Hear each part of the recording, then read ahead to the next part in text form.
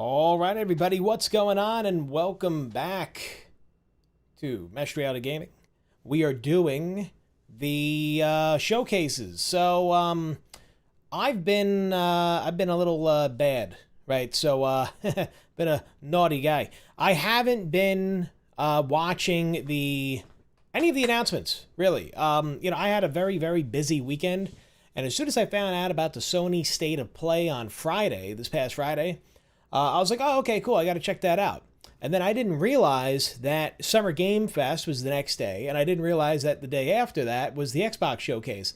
And from everything that I've seen, I've come to kind of, I think we're in a new golden age of gaming. From everything that I'm hearing, it's seeming like we're doing really well in the gaming space.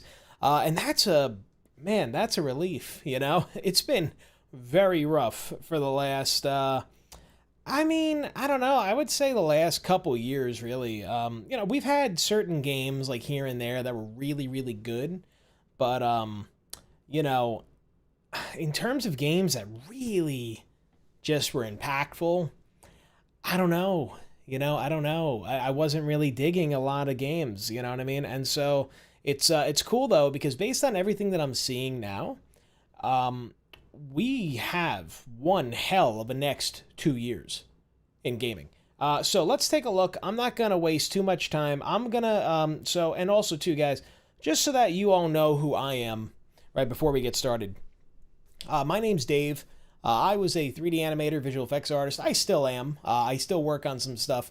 I've done a lot of consultations and things like that for, especially in the motion capture space, character animation, look development, things like that, previs. So I did a lot of that work for a number of years. I've been doing it since about 2011, so I've been around for a little while.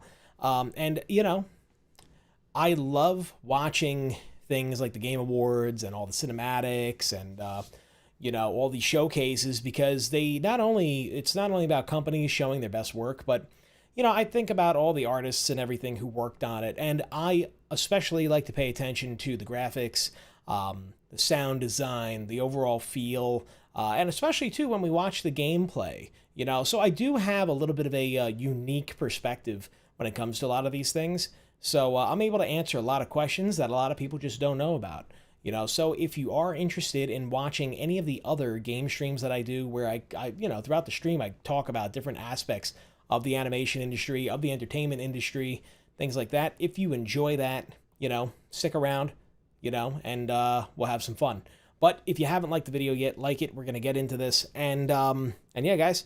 So we're just going to take it away. I'm thinking I'm just going to watch the entirety of the showcase. So we're going to go through the entirety of the Game Fest. If it starts to kind of slow down, or if we're stuck on some weird section, I do think that somebody has the, a hero, this guy right here, Mr. Evil One, is a hero to us all. He actually put she put the timestamps for every single reveal. So if we feel like we're getting stuck, we can at least go ahead and click one of those to get back on track. Anyway, guys, let's see what they have coming up in the next months and years. All right. And also, too, I have my water, no coffee today. I drank way too much coffee.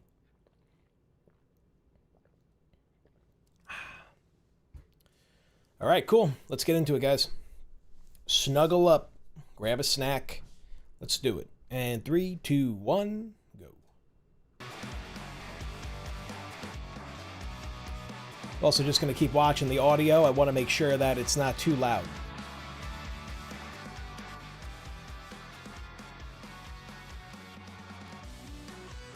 Hey, what's going on, Rigor? Let me know if it's loud enough or if it needs to be raised a little bit. Oh, what are the captions on? Let's turn that off. Hey, there he is, Jeff Keighley. The man, the myth, the legend. I like the suit, though. The suit's good. Yes, you guys are prepped and ready. Like, look, it's like shiny. It's a good one, don't worry. All right, hello everybody, and welcome to Summer Game Fest, gaming's biggest global showcase of what's next.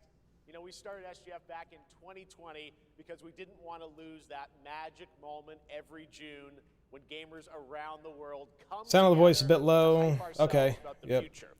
New worlds, new stories, new characters, and yeah, maybe the return of some favorites. Let me know, Rieger. Let me know. This is our 7th and biggest SGF, and I have to say, guys, the magic is back. We have a great show for you today. Now, over the next 2 hours, we, alongside some of the world's most talented game developers, are going to show you why gaming's best days are right ahead of us. What I love about SGF is that we put platforms and rivalries aside. It doesn't matter where you play, everyone is welcome here today. And right now, everyone has a lot of games to play. As you can see behind me, in just the first 5 months of 2026, Steam saw a record-setting 9,265 new game releases. That's pretty wild. You know what I mean? People are producing games like crazy, but this also includes indie developers. And that's up from 7,800 last year. There are now more games and more creators than at any point in the history of this great medium. Now, sure, a cynic might look at those numbers and think, how can anyone possibly break through with their game? But then you look closer. So far this year, 14 new games are estimated to have sold more than 1 million copies on webcam's good. Steam. Yeah, it's good. 10 of those, they come from independent publishers. Isn't that great? Absolutely. And most of them were brand new IPs like New Crimson Desert, man. Far West. I gotta play that. I hear nothing but good things. Players, you guys are hungry for new experiences. You want Nothing but good originality, things. games at different price points. And when developers take bold, creative swings, turns out you guys show up for them. Really great. So congratulations on all those games. Cool. Now, you know, some games, they become global blockbusters, but others actually find smaller, passionate communities that love them deeply. And today, both of those kinds of success matter. The truth is, not every game has to be for everyone.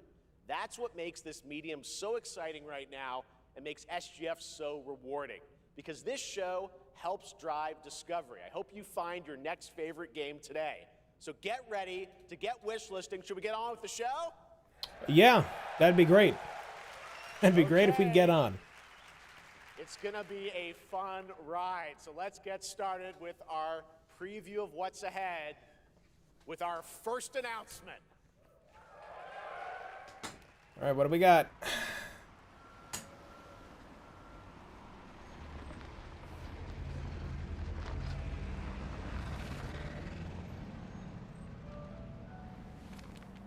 I mean, this looks amazing already. Like, look at this shit.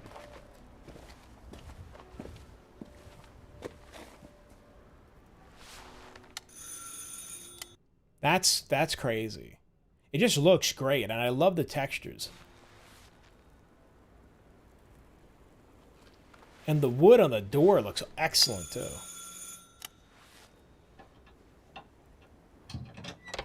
Oui? Qui est-ce? So, you're the American who called earlier. The sister of the man on the 3rd floor. Ah, welcome to Paris. It's so nice to meet you. Can we just, like, look at the fucking hair? Like, look at the hair. Like, look at the skin wrinkles, the pores. Even, like, the wool, like, I mean, the wool jacket. It looks insane. Freezing. Come in. Come in. We don't want you to catch Wow. cold. Wow, the lighting is fantastic. Your brother is, well, quite odd. In we go. Your brother is odd.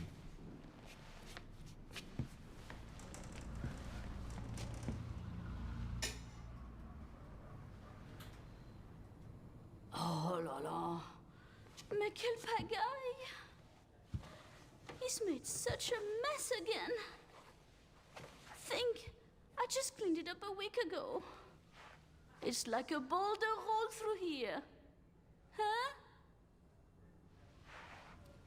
Ah, the delightful biscuit. I mean, why does she sound like that? I'm sure he won't notice if we help ourselves. Oh, I'm so sorry. It must be the maintenance man from this morning. Won't be long.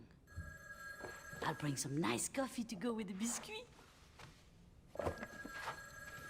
Well, we all know how this goes. She is French, yeah. Oui, oui. I'm just saying, she's getting, like, high-pitched, you know? She's like, oh, you know? Like, she's, like, getting all, like, high-pitched and stuff when she was talking. I was like, oh, okay. Very energetic old lady.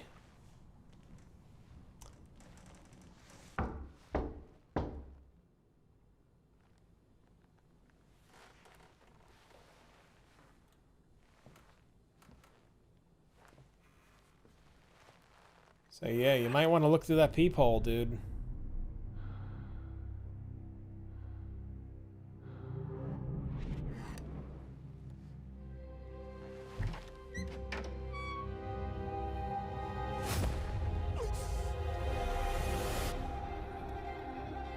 Bad move. It's a bad move.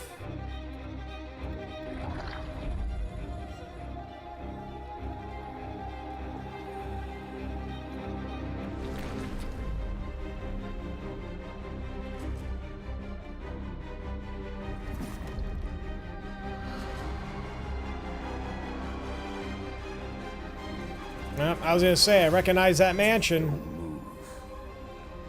Claire Redfield. Oh, shit. Code Veronica.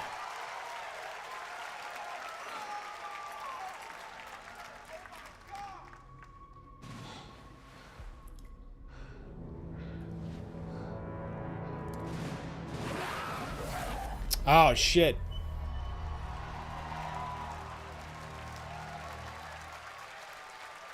See, now that's... Yeah, isn't that a remake? Yeah, I mean, I'm pretty sure, yeah. Resident Evil Veronica revisits a classic title from the Resident Evil universe, reimagining the experience for today's players.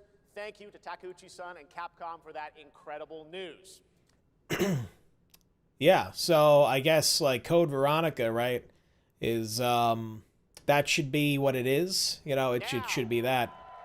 If I'm getting it right. One of the top independent game studios. Which, by the way, I'm not the biggest Resident Evil guy. I mean, obviously, I played the original game, and I also played, I played sections of Resident Evil 4, and I also played, Resident Evil 5 a lot. I put a lot of hours into 5. It was very fun. But that's after, you know, like, Resident Evil kind of, like, it adopted that. Like, they weren't zombies. I'm a big zombie guy. Love zombies. Zombie games, all that kind of shit.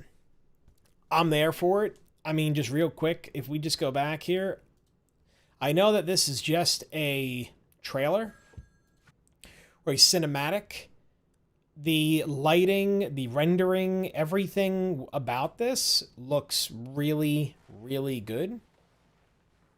Oh, is that actually the manor right there? That might be the Resident Evil manor. That's like a nice little, like, Easter egg. But I really liked this one scene here. Hold on. Yep, right there. I mean, dude, like, again... Like, let's just take a look, right? The hair, the eyes, the lips, excellent. Excellent work. And same thing, like, look at the glove. Like, look at the leather, like, the wear on the glove. You know, and this is the kind of shit that makes me get really excited. Because it's just, like, it's really cool. It looks really good. And I also like, too, how Capcom... you know, keeps their female characters, yeah, I guess for lack of a better word, attractive.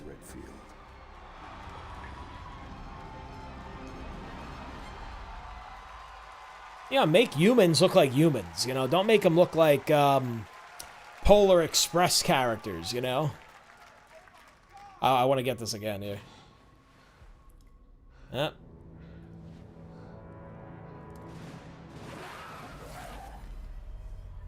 Jeez, man. That's gonna be awesome. All right, so that's cool. I'm actually curious. I'm curious about I never played like I said, I never played Veronica. I think I have a copy of the original downstairs. Like I think I have it. Actually, no, it might be in my parents' house. But yeah, it's pretty good. I should have it somewhere. Oh, what do we got? Hello there, I'm Cuphead here at Studio MDHR oh, boy. headquarters. And today, we have a special announcement for all of you. We're happy to confirm that development has begun on a brand new, hand-animated Cuphead video game.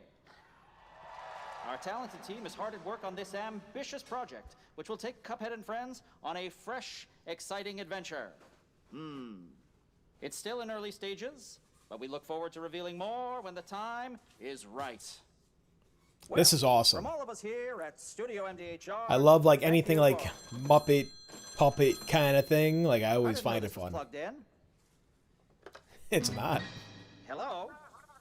Yes? Oh, indeed. Oh, you want me to tell them? Yes, I'll tell them. Yes, right now. Well, it seems I have one more surprise. A small team within our studio has been working in secret on something completely different. This new project is a love letter to the era that brought us into the world of video games. We have prepared a sneak peek, and I'd say... This is great. It's pretty radical. Over here? Ahem. Pretty radical. Let's roll the clip. That's actually hilarious. This is amazing. Studio MDHR. It's Mighty Cuphead Adventure. A new fast action. Oh, that's cool. With arcade quality graphics and amazing sound. Mighty Cuphead Adventure. Only from Studio MDHR. I love the old like 80s vibe. And that's really fun. I like that a lot, actually. You know I love my puppets. That was great. And there you see, have yep. See, Jeff Keighley likes puppets. So do I. Up in Canada with Mighty Cuphead Adventure, a true 8-bit action platformer coming to consoles and PC. Which is really cool. A brand new hand-animated Cuphead game has been confirmed too. Great news. And you know what the thing is too, like the thing is with when you're dealing with 8-bit graphics and stuff, you know what makes them look really good was back on the CRT TVs because of the way that you had to like tune the pixels. So I'm kind of curious how they're able to mimic that on the you know, on the actual game, like with a regular flat screen, you know. Please join me in welcoming my co-host and partner in a new game discovery website called Looking for Game. It's Lucy James, everyone. All right, what do we got?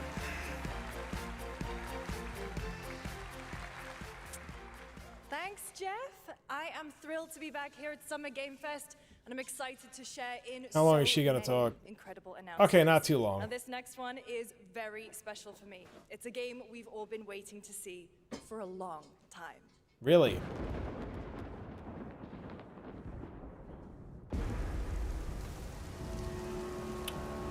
Ooh, that looks great.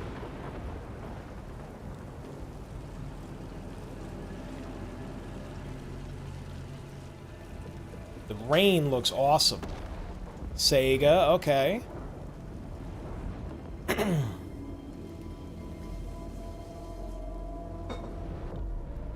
Oh, this is Alien, isn't it?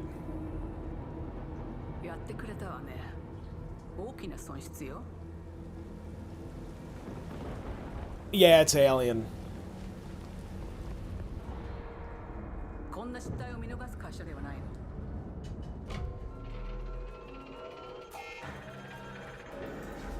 Yep. Yep, it's Alien.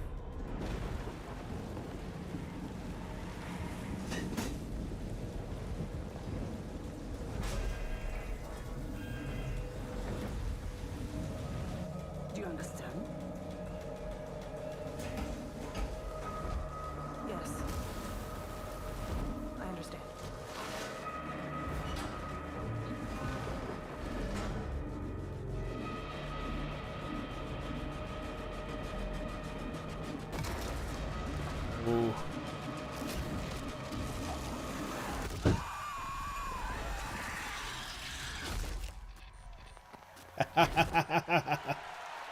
Dude, Alien Isolation 2.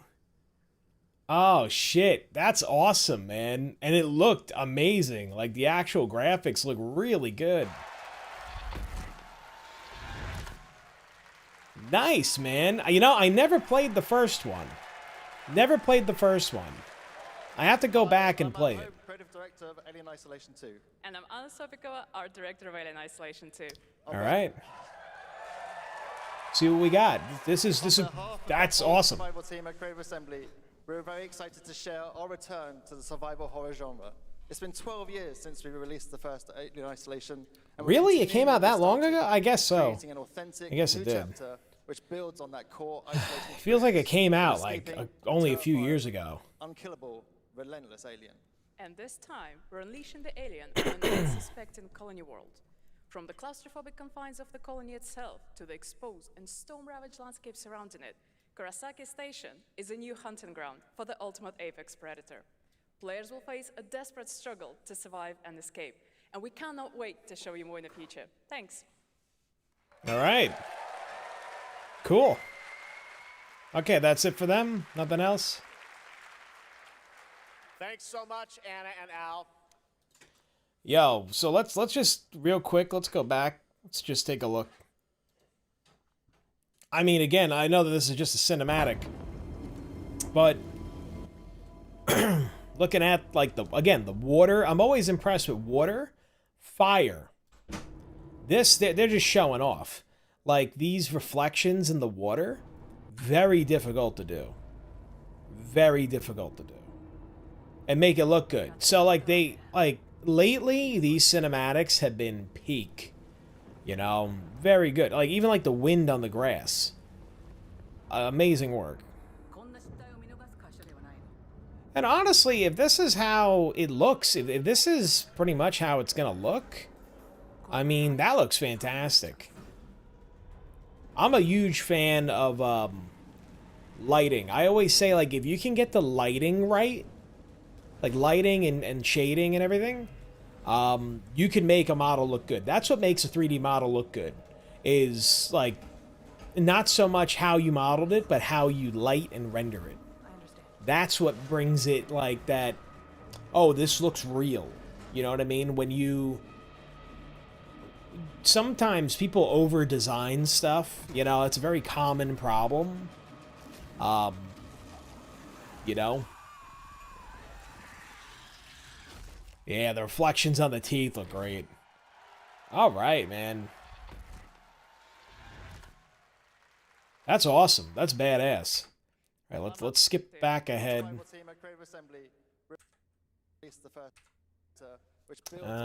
me see. Of escaping the terrifying Anna and Al. Yep. Today we are honored to have All one right. of gaming's true visionaries here with us in the Let's audience. check this out. What do we got? For more than 2 decades, his work has reminded us that games can be emotional and deeply human. From Eco to Shadow of the Colossus to The Last Guardian, he has left an unforgettable mark on this medium. Please join me in recognizing the legendary Fumito Ueda-san. Ueda-san, great to see you. All right, he's a real G. Good dude.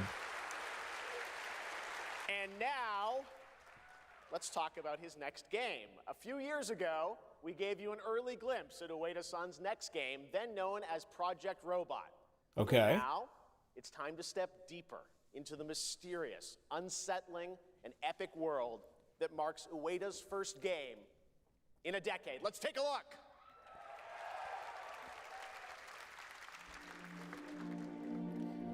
Project Robot. Again, another Epic Games. Yep, Shadow of the Colossus, Last Guardian. Ooh.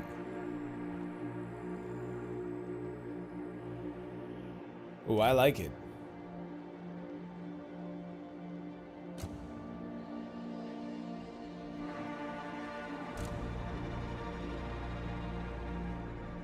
It's almost like stylized.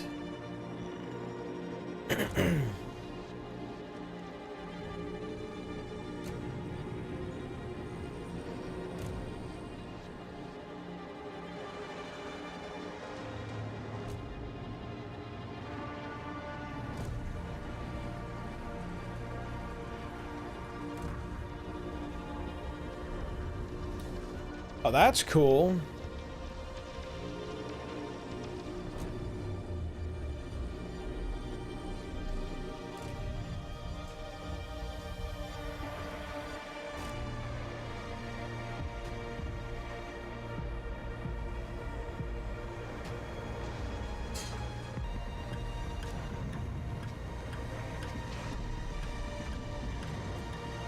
Yeah, it looks a little rough, you know. Doesn't look perfect yet.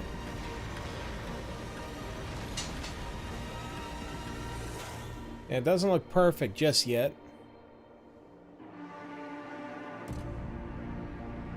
Gen Atlas. All right. I mean, look, it looks a little choppy, a little incomplete. Not 100% crisp just yet. I mean, granted though, if I remember correctly, Shadow of the Colossus had it had more like stylized textures, but you know, this it almost like was choppy a little bit. So it's definitely gonna need some optimization. That's kind of like what I told you guys about Unreal Engine. Unreal Engine is extremely hard. Like it's so hard to optimize things for it. Because to me, in my opinion, Unreal Engine 5 was not made for video games. It was made for film. It wasn't made for games. To China, circa 848 AD. Blood Message is a cinematic single-player action-adventure game from NetEase. You are a messenger who embarks on a perilous eastward odyssey with your son, fighting against impossible odds. All right, we're going to China. China. The fuck is that? Oh, I thought that was like a chicken.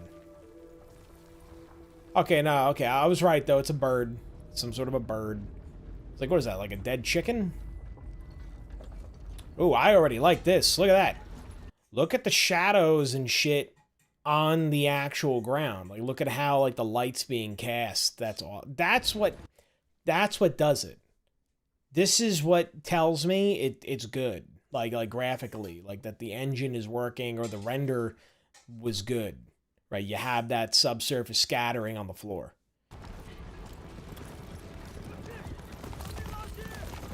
Oh yeah, I like that, man.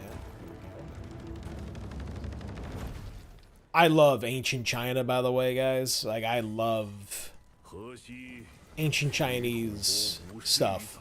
It's so cool. 坚守如我等之久，今日天枪大捷，以寡破众，陪对着当即手。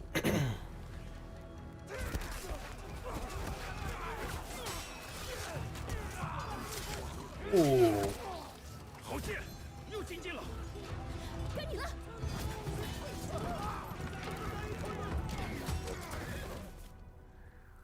阿爷，大人们说。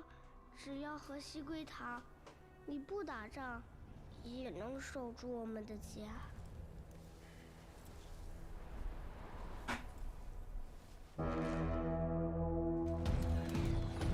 再不投降，全部杀光 ！Jeez.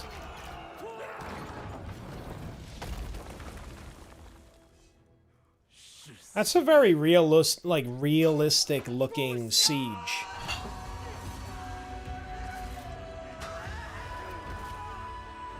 Oh. Fuck yeah, man.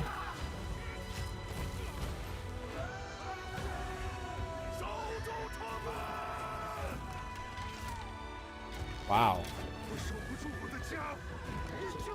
Dude, the music is like really hitting. Wow, man.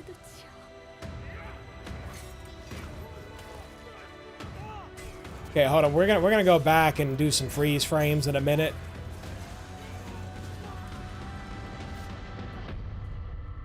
Wow.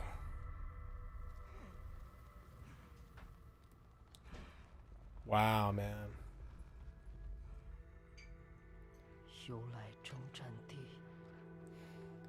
Just like the brutality and the beauty.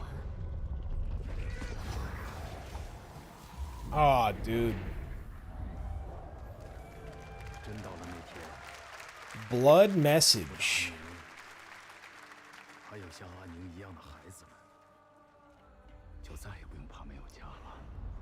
Wow, man.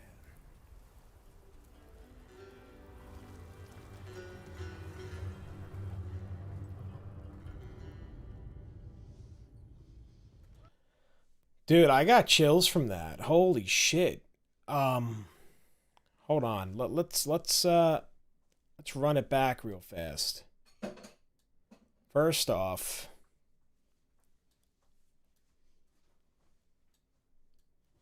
I mean, dude, the graphics are insane.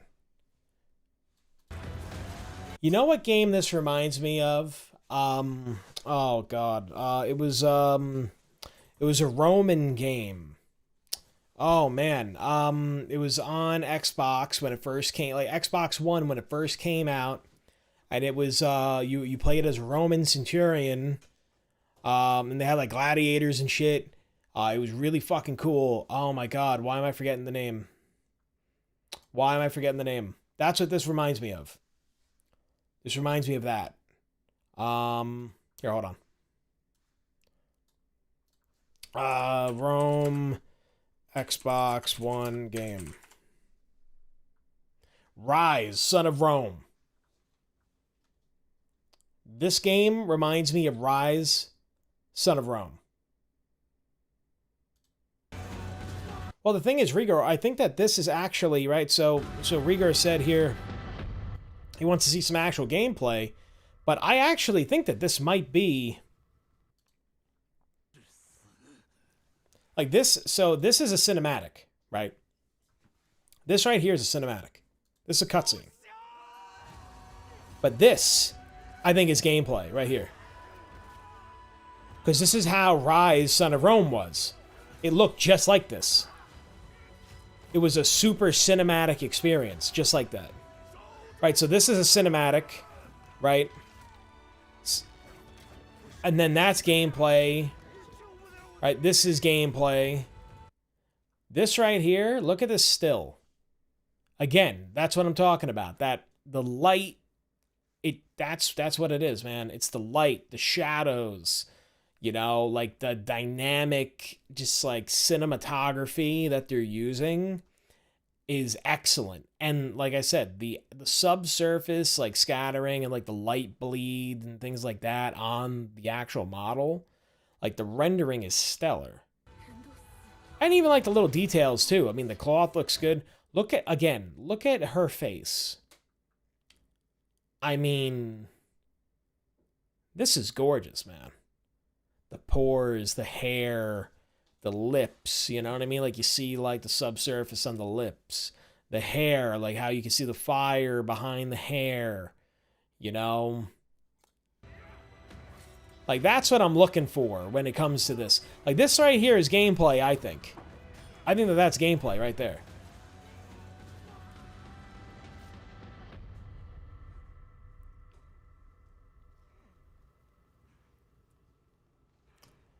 Maybe I just wrongly expected to see some UI elements. Yeah, well, you know what? Rise did something like that, where I don't think that there was like a big UI. Then this actually kind of looks like Game of Thrones, Battle of the Bastards with Jon Snow and like the wall, the horses and stuff, you know? So that's a really epic looking scene. So who's making this? Blood Message. And then even look at this. Like, look at the kid's face.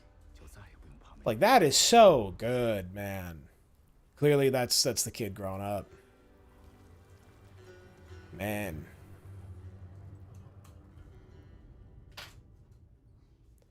Blood Message. 24 Entertainment. Are they a Chinese company? Now please welcome a game developer who is visiting the US for the first time. I gotta look it up. 2 decades. We're gonna check that out. RTG Studio, That looks awesome. Masayoshi Yokoyama.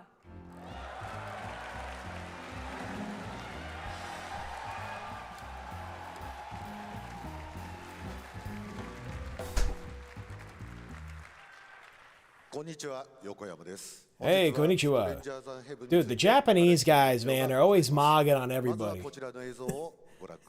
They're so stylish.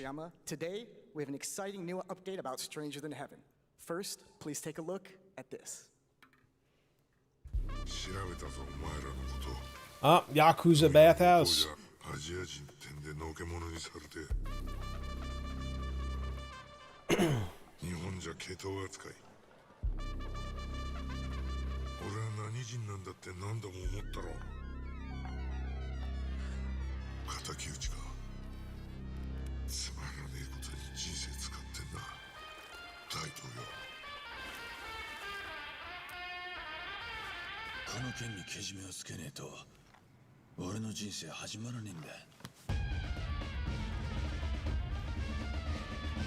This looks like it takes place in like 1950s Japan.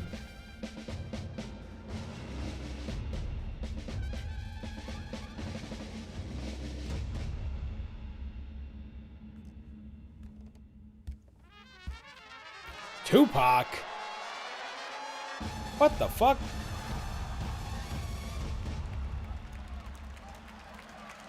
Stranger Than Heaven. What the fuck? What is it, a Tupac game? Crazy. Well, Yokoyama, we got a lot to talk about, but first of all, we have a release date. Wait, yeah. Is that fucking Snoop Dogg? That guy looks like a Japanese feudal Japan style like Snoop Dogg.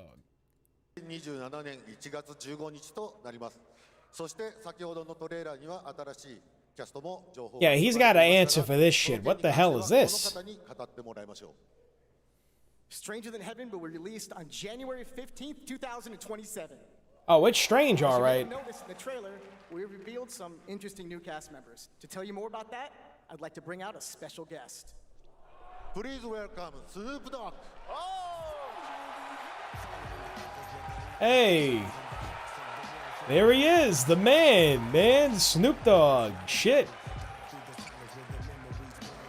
I love Snoop Dogg, by the way, guys. Snoops, everyone's talking about this. I love Snoop Dogg, man. It's so good to have you here, man. That's crazy. So he's a good dude. You know, he's a good dude. Tell us, how does this happen? Why do you... I was looking, I'm like, oh, wait a minute. That's fucking Snoop Dogg. What the fuck is Tupac doing here? Want to work with RGG? I mean, I'm a big fan of Sega. I've been playing that game since it first came out, and, you know, to be associated with... Yeah, no, 100%, dude. A great person like this and the team that they put together. It's an amazing Snoop Dogg. feat for me, so I'm happy to be a part of it. Now, we got to talk about what just announced in this trailer. How's Tupac being a part of this? You know, the Tupac estate and my son and myself, we work very closely together, so it just made sense to put him in this game because his likeness and his spirit still lives on, and I just feel like it was so connected to what we're doing. So, what y'all think? Game looks insane. I'm sure you got more surprises in there too. I know the song sounds great. Well, we're looking forward to hearing more on Stranger Than Heaven. I also want to ask you though about something a couple years ago at TGA. You and Cordell talked about Death Row Games is something that you guys want to do. Any updates on what's happening there, DRG? Yes, sir. Death Row Games, you know, we're building a hip-hop gaming universe, bringing an authentic culture to life, you know what I'm saying? And we just got a lot of plans planning on that's cool. bringing it to life in the next, couple of months. Okay, well, we'll hopefully hear more on that soon. Yes, sir. Death Row Games. Thanks for joining us. This is the first time I'm hearing about it. That's actually really cool. It's actually really cool. I'm happy, man. I'm happy for him. If that's it, man. That's really cool. Weird as fuck, but it's pretty cool, you know. Adventure game from key creators HAEX. behind The Division and Little Nightmares. Okay. You brave the wild north as researchers stranded in a mind-bending, player-shaped procedural world. This is a very cool game. Take a look. Wait, I think, okay, is this the one I'm thinking of? It might be. HAEX. No, this definitely is not what I was thinking about.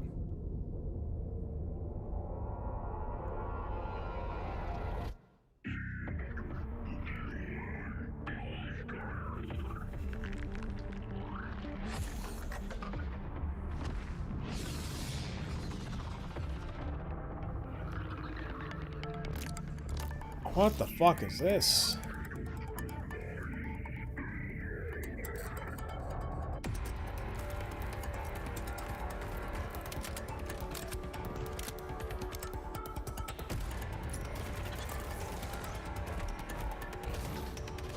Wow, that's a jacked looking dude, bro.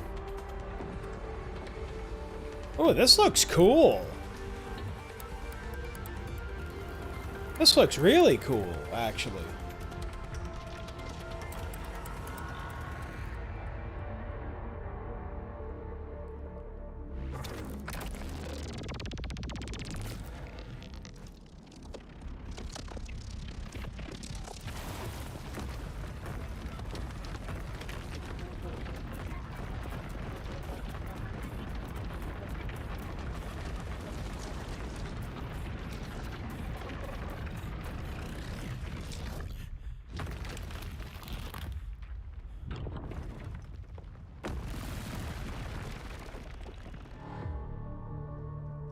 Huh.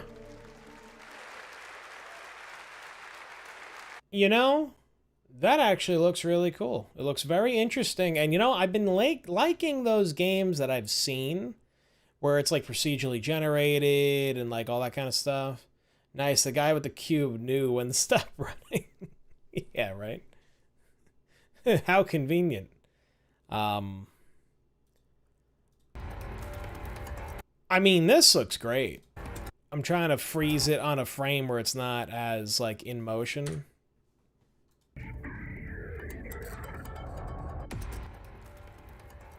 I mean, the water looks great. Like, you know, like the actual fauna looks great. The sticks look great. You know, but we gotta make sure that the sticks look good. The trees look great. And you know what? A lot of these games, right? So a lot of these games now, which I'm really happy for the company, Quixel. So Quixel, with their Megascan technology and stuff, Quixel Megascans have been around for a very long time now. But Quixel has partnered with Unreal Engine and Epic. You know, like they do a lot of good work. And, you know, what they do is they make 3D scans of actual, like, rocks, actual branches, fauna, all that kind of stuff. So, like, it's real, you know what I mean? It's like, it's real, the dimensions are real. And, you know, to have a game engine that could actually make use of all of their good work is actually really nice. It's nice, and we benefit from it as gamers because this stuff looks amazing, you know? Even using, I used to use a software called Speed Tree, which same kind of thing, almost like Quixel, but it was just trees. It's just used for trees and bushes. You know, they were cool. To see more from HAEX, it looks absolutely stunning. We have much more SGF to come, but first on June 14th, Dead by Daylight is celebrating its 10th anniversary. Watch this closely because here's a little tease of what's ahead. Dead by Daylight? I've never played it. But I have friends who love this shit.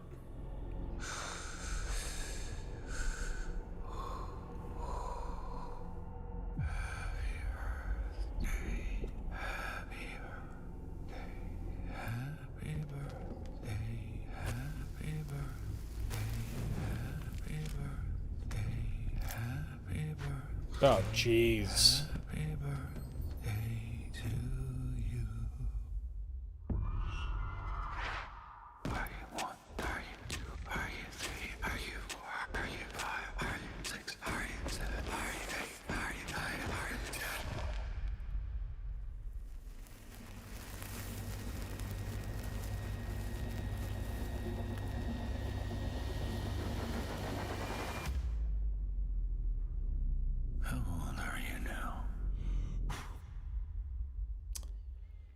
I mean, that's some creepy shit right there, dude. Damn. What is this now?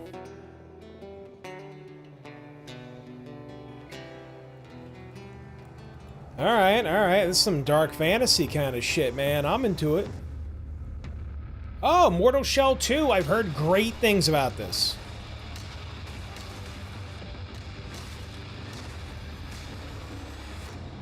Wow. Dude, that looks sick. What is this? Man, we're just getting rapid fire now, man.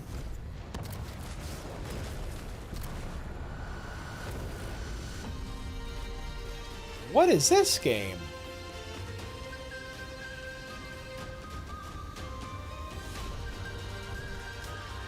Yo, you know what these look like? These things look like the Walker from, remember the Will Smith movie, Wild Wild West? That's what these things kind of look like.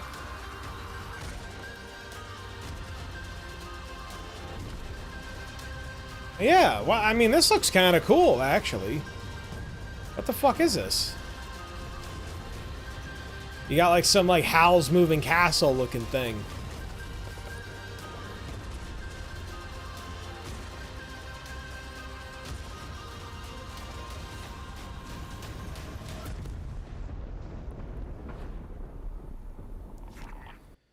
Sand Raiders of Sophie. I mean, I like these things. That's really cool. But, alright, yeah, I mean... Looks interesting enough, I guess. Ah, more rapid fire. Holy shit, man. Is it dangerous?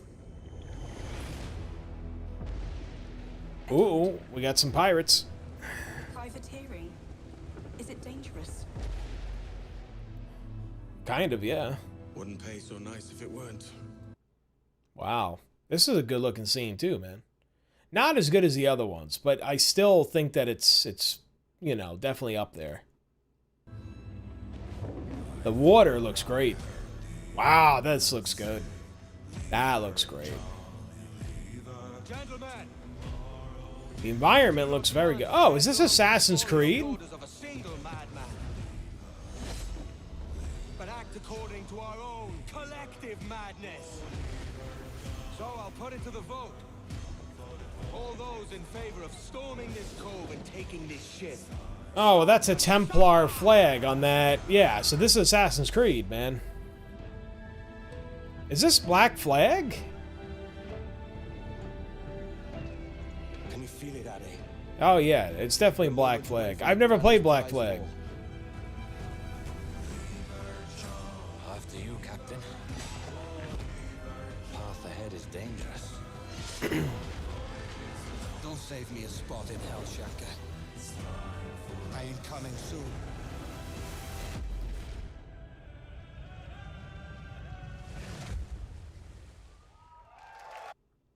Dude, that looks cool, man. You know, I'm glad that they're remastering it. I've never played Black Flag. So my history with Assassin's Creed, for those of you guys who are curious, I basically played one, like, and definitely, like, entrapped me in it. 2, I fell in love. Right, and then Brotherhood was awesome. Revelations is when I started, like, not caring, and then by the time we got to Assassin's Creed 3, I just wasn't really into it, and I know Black Flag, I think, was the 4th one, but, and I heard that it was fantastic, and that, like, the naval combat was great, but at that point in time, I just stopped caring about the franchise. But, yeah, I mean, hey, that's cool. So, for you Assassin's Creed fans, there you go. Welcome back to SGF. That was Assassin's Creed Black Where'd Jeff Flag Keighley go? Resynced, which is arriving July 9th. Now it's time for the announcement of a game that reunites one of the best action game developers in the world with a legendary franchise.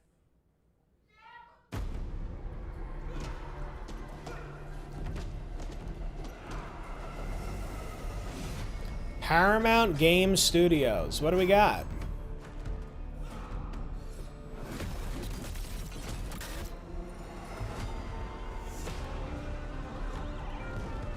Oh, yo, this is Teenage Mutant Ninja Turtles, isn't it?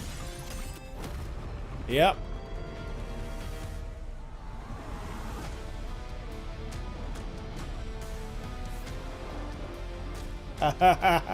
Dude, that's awesome, man. The song, man.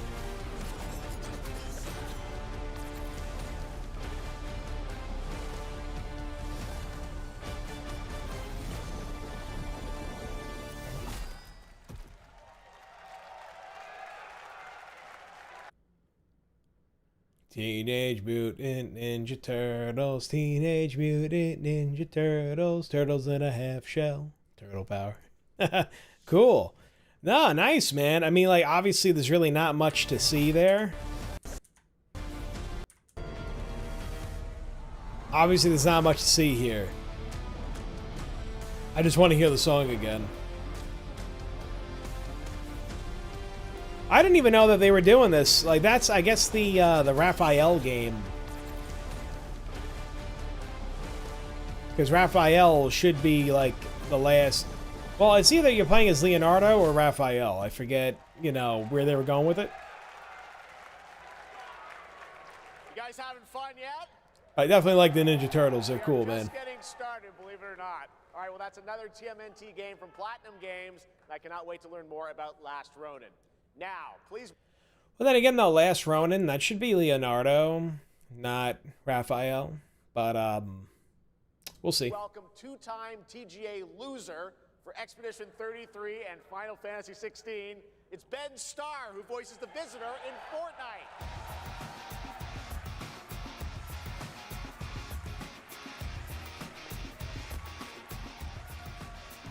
Okay.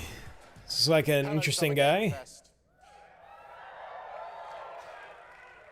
For the past little while, I have had the incredible opportunity to step into the world of Fortnite as the Visitor. And today, I finally get to share a glimpse of where that journey is heading next. We've been working on this for a long time. A new season is about to begin, and everything is about to change. Let me show you what's coming in Fortnite's next season, Runners, launching later tonight.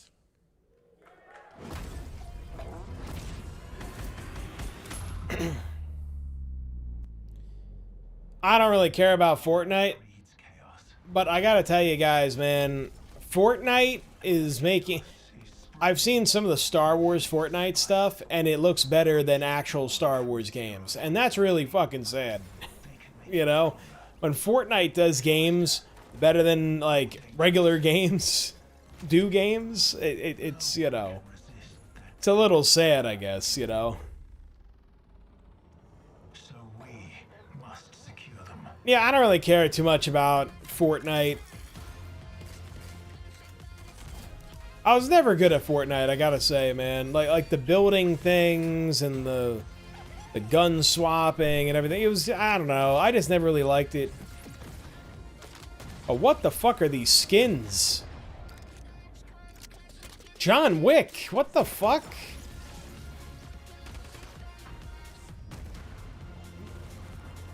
John Wick. Holy shit. What the fuck is this? Fucking John Wick.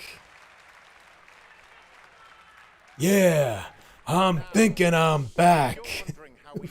Fucking Keanu Reeves. Jump into the Shattered event happening live inside Fortnite right after Summer Game Fest. This season we asked every player to choose a side, and in the live event that choice changes your experience. It has all been building. Alright, I don't really care too much about it here. I'm just gonna skip ahead.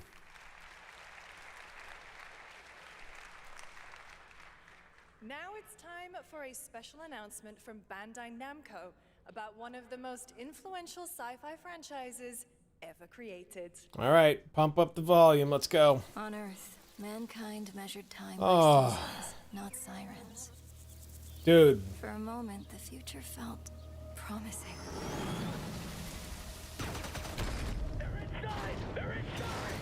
Out here, that promise is a lie. Oh, this is Gundam, isn't it?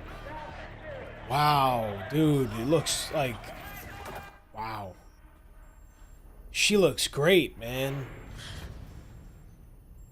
You know... The Japanese, man... Like, Eastern game companies just know what they're doing. Yep, it's Gundam, dude. Every breath taken is inside an armored shell. Oh, shit.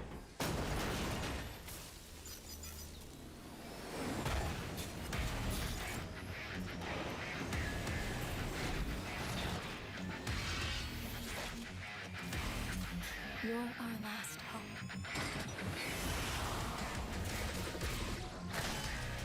The darkness Yes. it remembers one man. The pilot.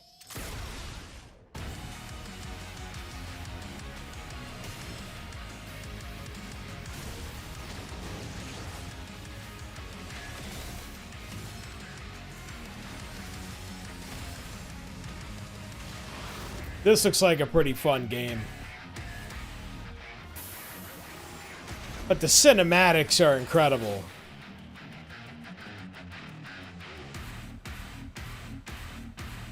Find me. I'm here. Dude.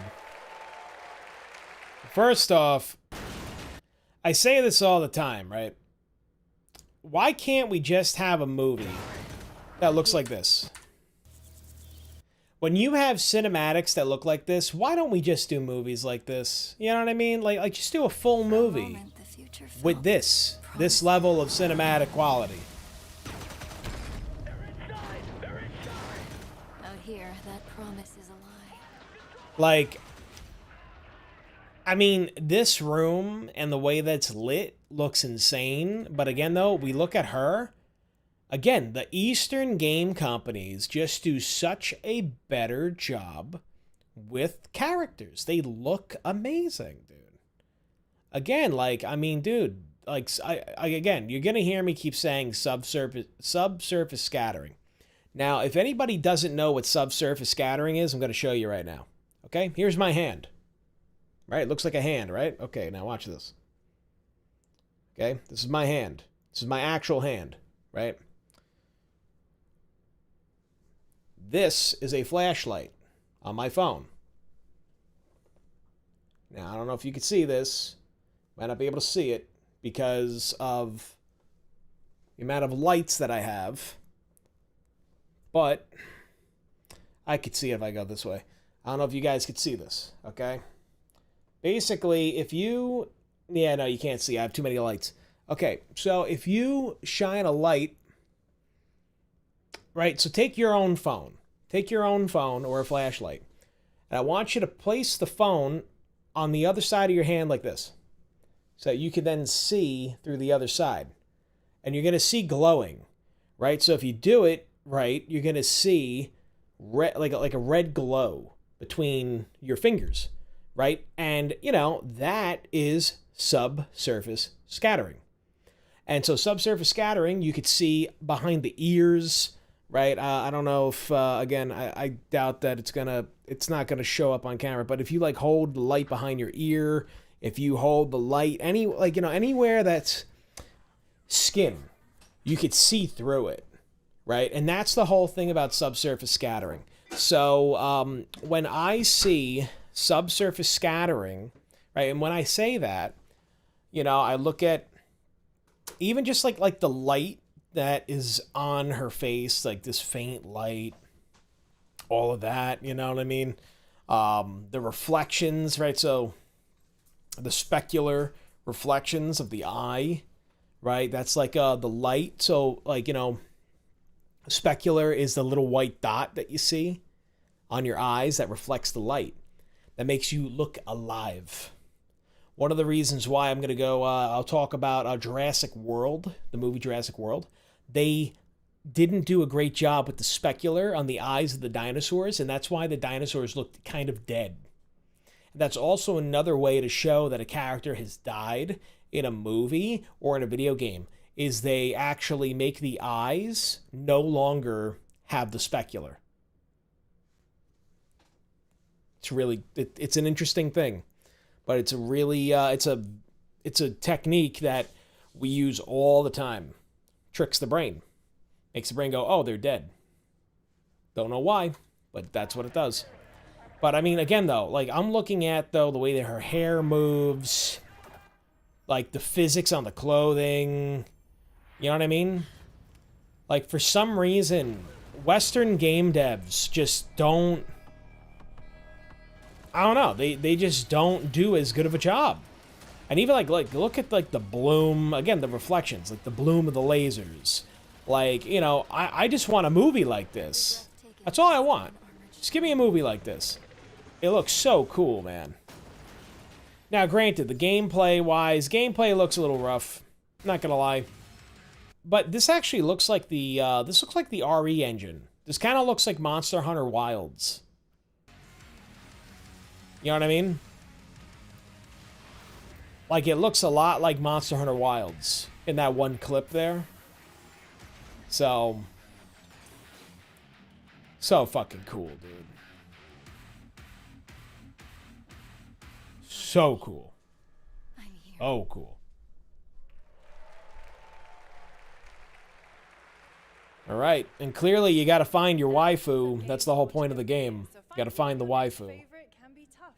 That's why I'm launching my new newsletter, Looking for Game. Thank you. Looking for I'll be game. curating and selecting games that deserve your attention every week and sending demos and exclusive playtest invites straight to your inbox. Oh, that's cool. Head over to lookingfor.game to sign up with play.it.gg. I might do that. Of fun, unexpected games. This next title comes from a solo developer, Adrian Mulero from Spain. It is a co-op physics game about 2 geese and 1 very fragile egg. 2 geese. You play as geese? Ready to be a parent? Sure, don't worry. Oh, God. This is a piece of cake. Be careful. Man. Be careful with our little baby. Don't drop it. Don't drop it. Careful. Careful. To left. Left. Your other left. Okay, new plan. This is a good one. You know, Listening to me? see, this is what you get when your game developers are on shrooms. This right here is DMT. This is a DMT trip right here. If we work together, I know we can do it. This game is wild. This is wild. I can't believe this is like a fucking game right now. More people, it would be easier.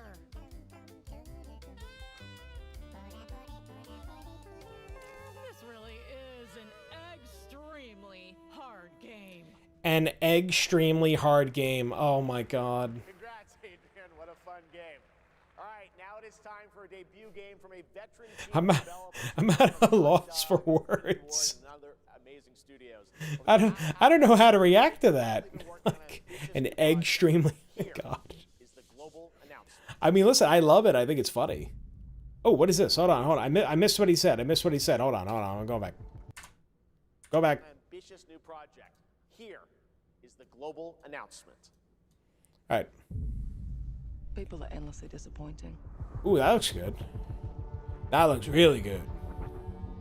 They're greedy.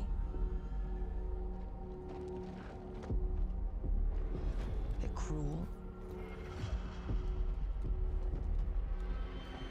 They lie.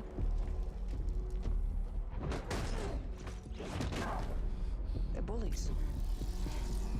Yes, dogs? Yeah, I got one of them. So that's what I say when I look at someone like you. Bully. See, that's where we're different. I genuinely like most people. Oh, well, then you're truly a sick fuck.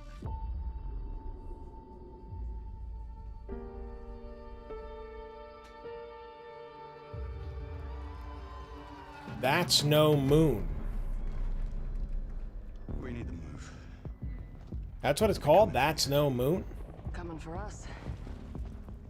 You're not one of them anymore.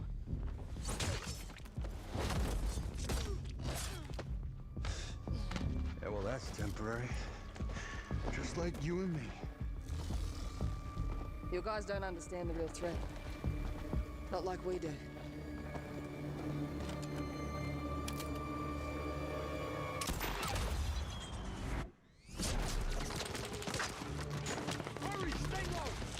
If I go to work with my enemy to survive, so be it. For now.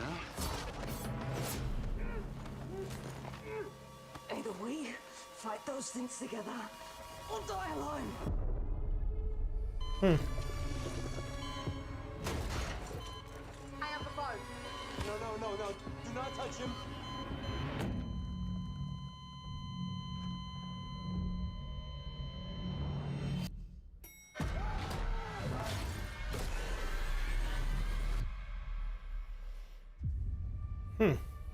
I mean, it's an interesting game. I just don't really know.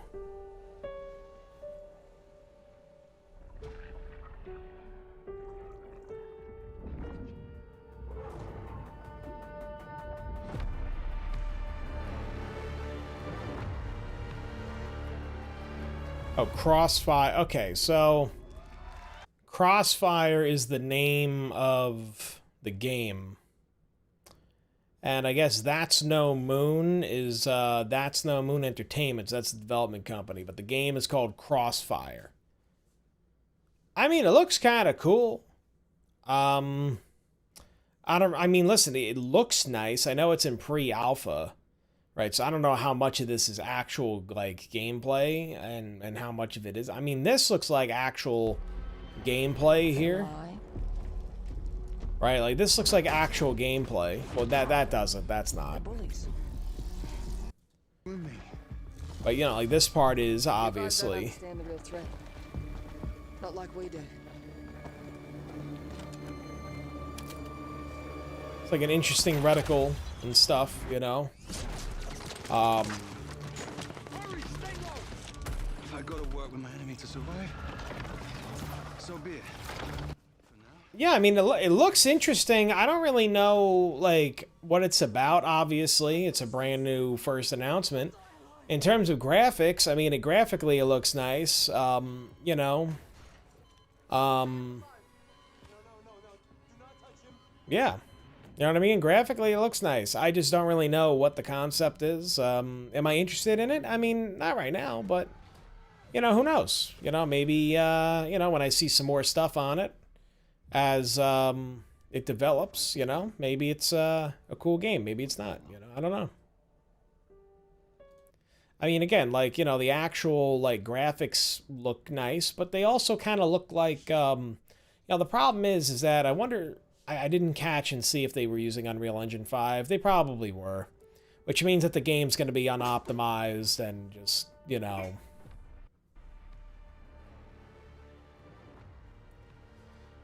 Let me see here. Yeah, Epic Store. I mean, that means it's probably using Unreal. Does it say anything about Unreal here?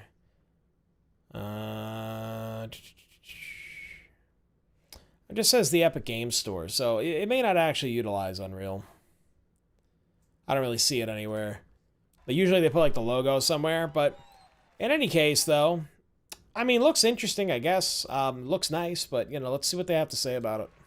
For over 18 years, Jacob and I have developed character-driven games with the goal of thoroughly connecting design and story.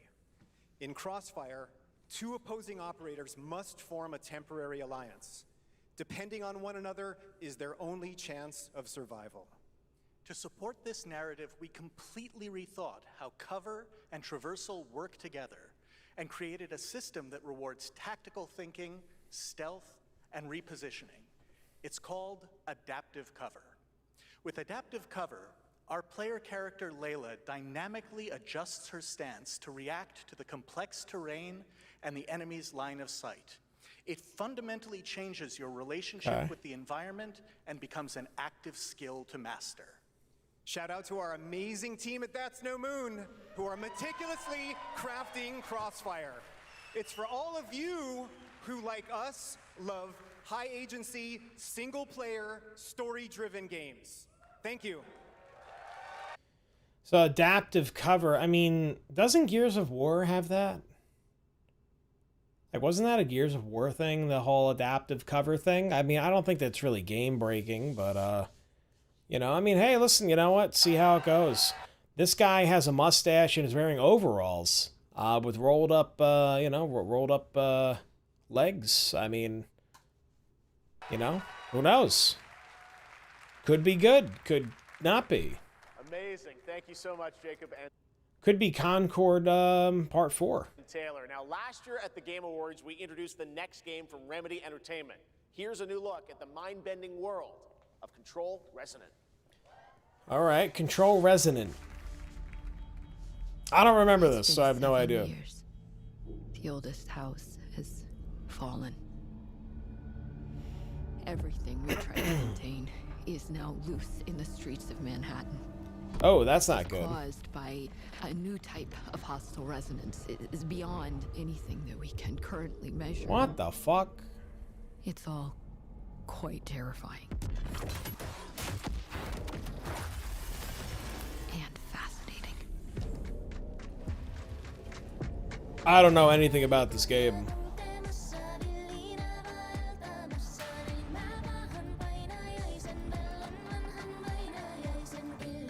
The song is fire, though, man.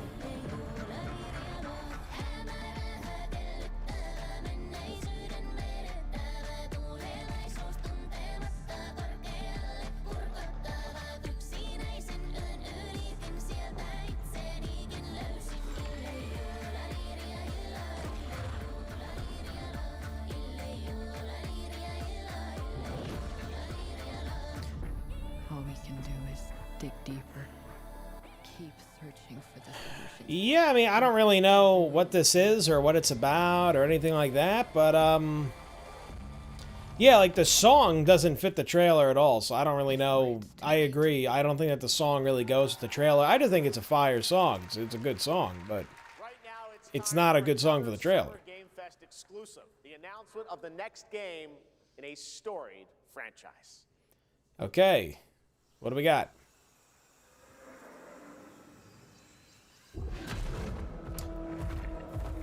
I saw the picture of this, obviously. Guild Wars 3, correct? We all have our own reasons for coming to this vast frontier.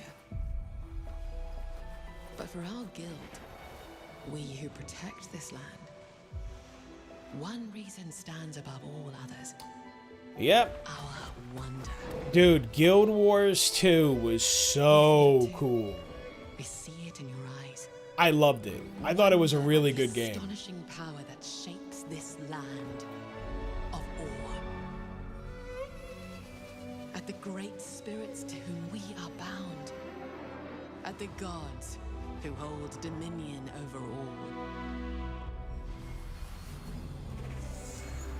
We cannot guarantee your comfort or even your safety. This is what I'm talking about, though, man. You yearn for horizons unexplored. Oh. For fellowship and Oh, purpose. man. For a cause worth dying for. Oh, you did too, Rigo? We can promise. MMO guy? Yeah, I'm an MMO guy too, man.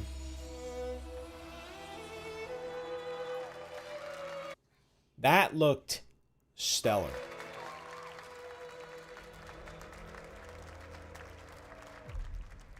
Dude, so I sank so many hours in the World of Warcraft. But you know what, though? If it wasn't for me going back to World of Warcraft at the end of 2022, 2023, beginning of 2023, I would not be here doing this live stream right now. It's all because I got back into WoW is why, you know, I was like, you know what? I'm gonna stream. Like, why not, you know? Like, I had my podcast and all that kind of stuff originally, and then I said, you know what, I kind of want to reconnect with my games, you know, I'm playing games, so then I got back into World of Warcraft, and then I, you know, now I'm here. So, good stuff. Let's see, I mean, hold on, I want to go back before they start talking, because I know they're going to talk. Let's just lower this a little bit, let's just kind of go through. I mean, the graphics look great, and I always loved Guild Wars when they do these little like animations. This is obviously a 3D animation that they're using here, but in Guild Wars 2 they had these really cool motion graphics that they did in you know, like they just kind of had like still images like move in a really cool way. I thought it was so awesome, and I like this too because like it's not. It's very stylized. You know what I mean? Like it's not like they're not trying to be super hyper realistic. Like they're trying to make a stylized game, but it looks really crisp. You know?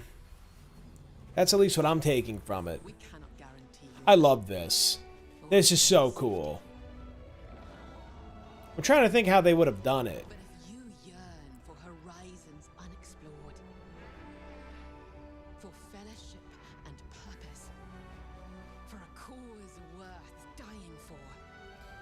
You know what they probably did to do that is they made these as like little like 3D rendered images, and then they went into, well, each one of these is probably a separate image in Adobe After Effects, or, you know, whatever, you know, like an After Effects equivalent product. And then they went and like erased, and then you know, like they erased it like with a mask, and then they reapplied it. Being a nerd, but you know, that's why you guys are here, right? To you, we can. Yeah, I don't know if I can get into Guild Wars 3 though, because I'm gonna get sunk into it, and I don't think any of us have enough time for that. Unless, I mean, hey, listen, you know what? If, then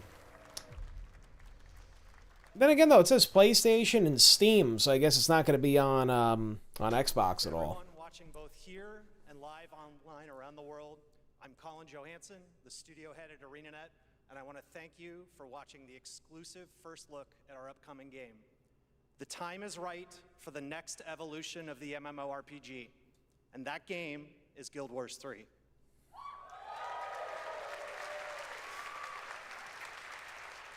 Glad you all agree. Guild Wars 3 is an epic world that is both beautiful and fun to explore, where the joy of movement is powered by your character's momentum, and combat will usher in an entirely new type of MMO experience. Yeah. By launching on PC and PlayStation 5, we're inviting the biggest audience yet to experience the world of Guild Wars. We're so excited to welcome all of you to join our Guild Wars community. Go to guildwars3.com to sign up for our newsletter right now. Thank you. All right, I might actually sign up for that. I don't know, but yeah, I mean, like something that I liked about Guild Wars 2 that they did different than like WoW is that it felt a little bit more like a third-person RPG. You know what I mean? It didn't feel like an MMO per se, and I thought that that was really nice in terms of how it felt. But yeah, man, I mean, World of Warcraft to me is still kind of the king of MMOs. I mean, I don't know if Guild Wars 3 can change that, but World of Warcraft just is it at this point in time, like they've just kind of I guess I could say they've perfected the craft, the world of Warcraft. However, you know, it's really not been as great in the last few years, in the last few expansions. So, you know, part of me thinks that, hey, you know what, they're going to have to do a World of Warcraft 2 at one point and come out with a new game on a new engine. But that's a lot of work. So I don't know if they're ever going to do it, you know. They might just let it ride out until it dies, you know, or until people my age die off. We stop playing it. But yeah, good stuff. I think it looks great. Truthfully, I think it looks fantastic. Colin. Get ready to blast across the galaxy with daring races, dangerous rivals, and some very familiar faces. Star Wars Galactic Racer is coming this October. And now Star Wars, here we go. To a brand new planet, Dervin Akos. Who? Now this is pod racing. Oh, she said it. She said it. Now this is pod racing. To Dervin Akos. Dervin Akos. Where champions are born and losers annihilated. Wow, it looks a lot better than it did. This looks a lot better than the last trailer that they announced at the Game Awards. This looks clean. Amongst our fellow league pilots. Racers don't go head-to-head against Sebulba. Ah, Sebulba. They are not your friends. I've seen you at Kestar's side. Stay out of my way. This looks 10 times better than it did last time.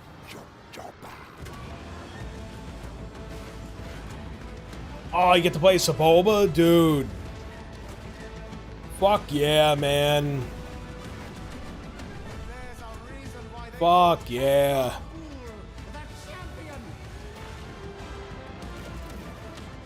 This looks amazing. The golden age of the Galactic League begins. Yeah, they did a lot of changes. They did a lot of changes with this. It looks way better than it looked last time they showcased it. Just let's go back real fast. Hold on. Again, like, stellar. What sells it on these, actually, the graphics here, like, what sells the actual, like, the image, the light around the planet, and the bloom and glow on the ships. Like, it looks clean, and, like, the lighting looks, like, it looks, you know what I mean? It looks like Star Wars. Welcome to Durban Acos. Yep, they got everybody in here, man. They got all the different races, which is great. Zabraks, droids. You know what I mean? Like, right here, this is what looks good. The lighting, and like I said, it's the lighting. The lighting and the rendering on the actual game engine while you're playing the game. This is what does it. And to me, they nailed it. They nailed it. This is it. This is fantastic. This is Star Wars. I like how the games are more Star Wars than the fucking movies, dude. Seboba. They are not your friends. I've seen you at Kestar's side. Yeah, dude. Like, this looks like a shot out of, like, a movie. You know what I mean? And that's kind of like what I'm saying. Like, it looks better than the movies do, man. This looks like The Mandalorian. This looks better than the fucking Mandalorian, man. Actually, hold on. I think that this planet before here was actually the planet from The Mandalorian with the ice crocodile.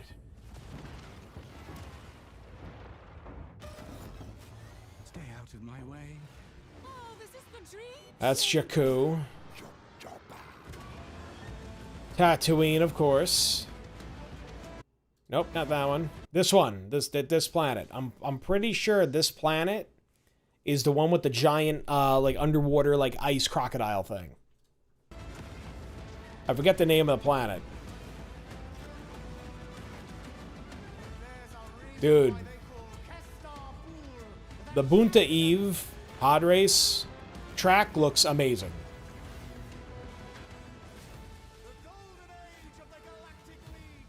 Yeah, no, this is great. I'm excited. I'm excited for this. We're playing this. We're playing this. What do I got here?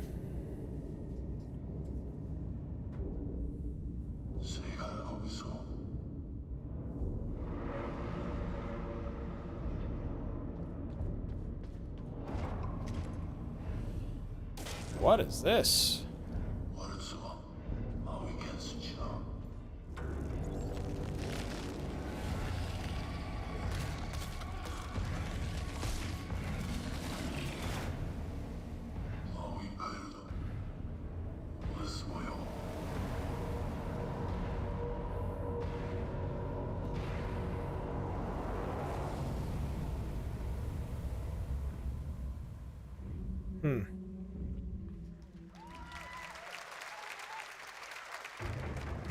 I mean, it looks really interesting.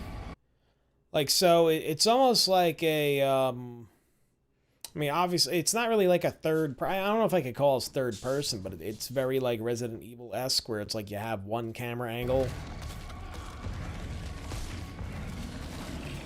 And you just kind of operate from the one camera angle. I mean, listen, it's cool. I think it's cool. It looks interesting.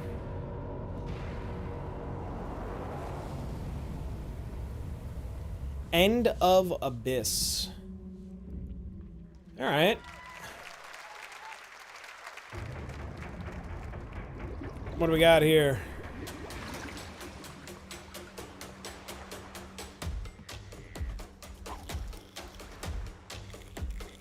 Huh.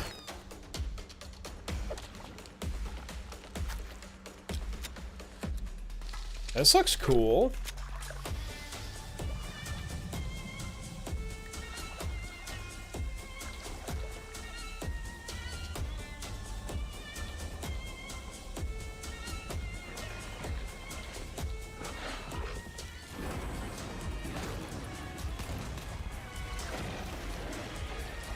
Yeah, what is this?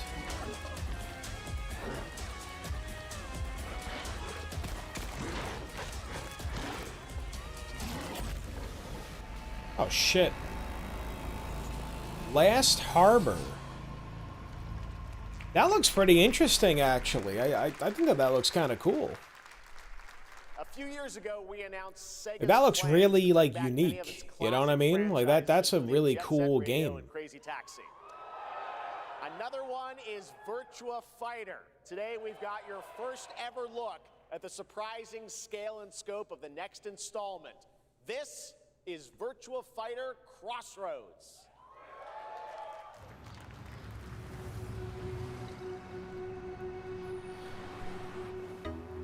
Wow. The graphics are super good, man. Or at least the cinematic is.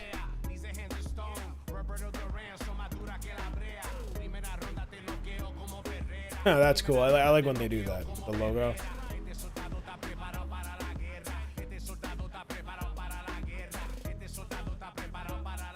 Are we talking about your ex?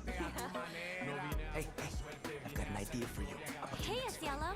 Bet you're hungry after this morning, huh? Same as usual? Your sister's really taking this whole job thing seriously, huh, Divina? I know. They really weren't kidding about this being a fighting town. We're all fuck-ups. Otherwise, we wouldn't be living in Villa Sapara.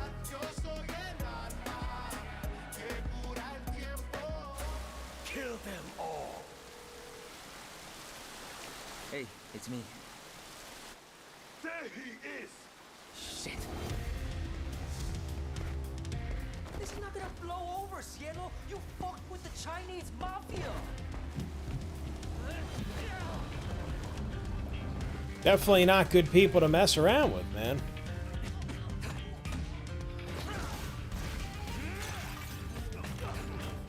Oh, this looks cool. It's kind of like a, it's almost like a hack and slash, except like a fighting game. Just take it easy.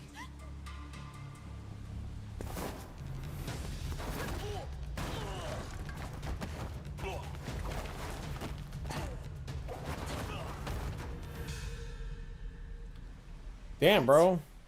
You're... Madam Sue? You play the part of a fighter, but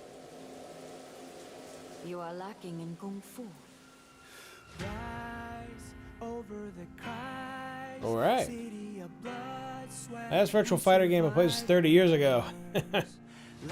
I've never played it. I never played a Virtual Fighter. Once you're inside, there's no surrender. That's Pai Chan. Who's Pai Chan? What? What? I mean, listen, like again, like I know that these are cinematics, obviously, but I mean, I love the cinematics. You know, again, like I said, the Eastern characters, at least like they make their characters relatable, and they're not afraid to make them look good, man. Like that's the way it's supposed to be.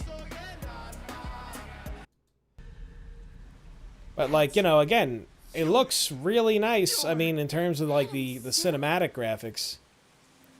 But I like the vibe, though. You know, like I could judge this kind of based on the vibe. I like the vibe. You play the part of a fighter, but again, man, the hair, the eyes, all that kind of shit, man. I'm guessing she was a character in the first game. That's cool, though, man. I definitely want to check that out. It looks interesting. Will I play it? I don't know, you know, but yeah, we'll give it a look. I'm sure we're gonna get another trailer for this, or we might at the Game Awards Who's Pai this Chan? year. What?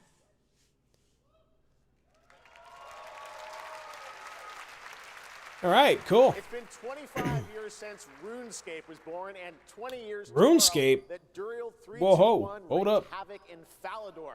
Finally, this legendary universe is coming to console with RuneScape DragonWilds. Playable now on shit. PC in early access. Here's a new look. I didn't even know that this was a thing.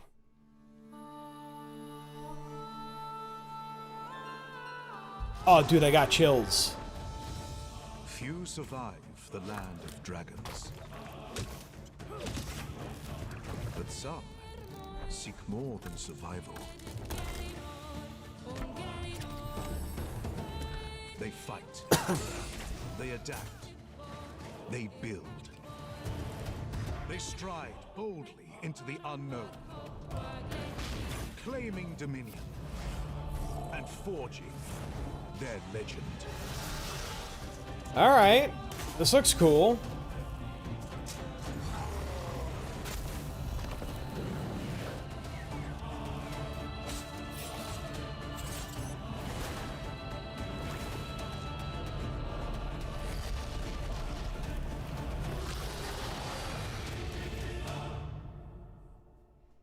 Okay. Okay, that's kind of like a, so that's like a new RuneScape then. I think it looks pretty good.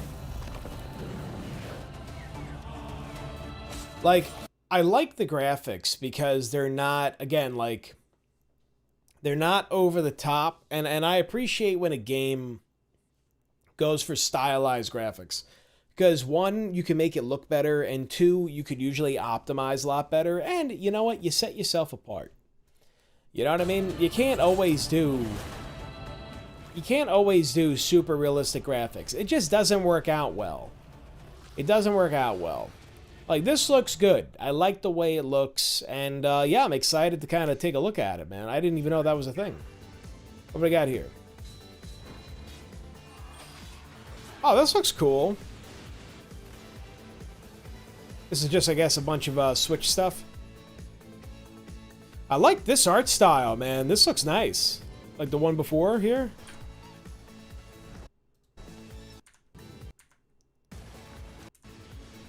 Like, this looks cool. I like this. Right, this 8-bit. It's kind of like an 8-bit on a 3D animated like level, which is really cool. I like that concept. That's nice. And then this looks nice. You know what I mean? Like, I like the, it's like that 90s anime aesthetic. I dig it. I have no idea what this is.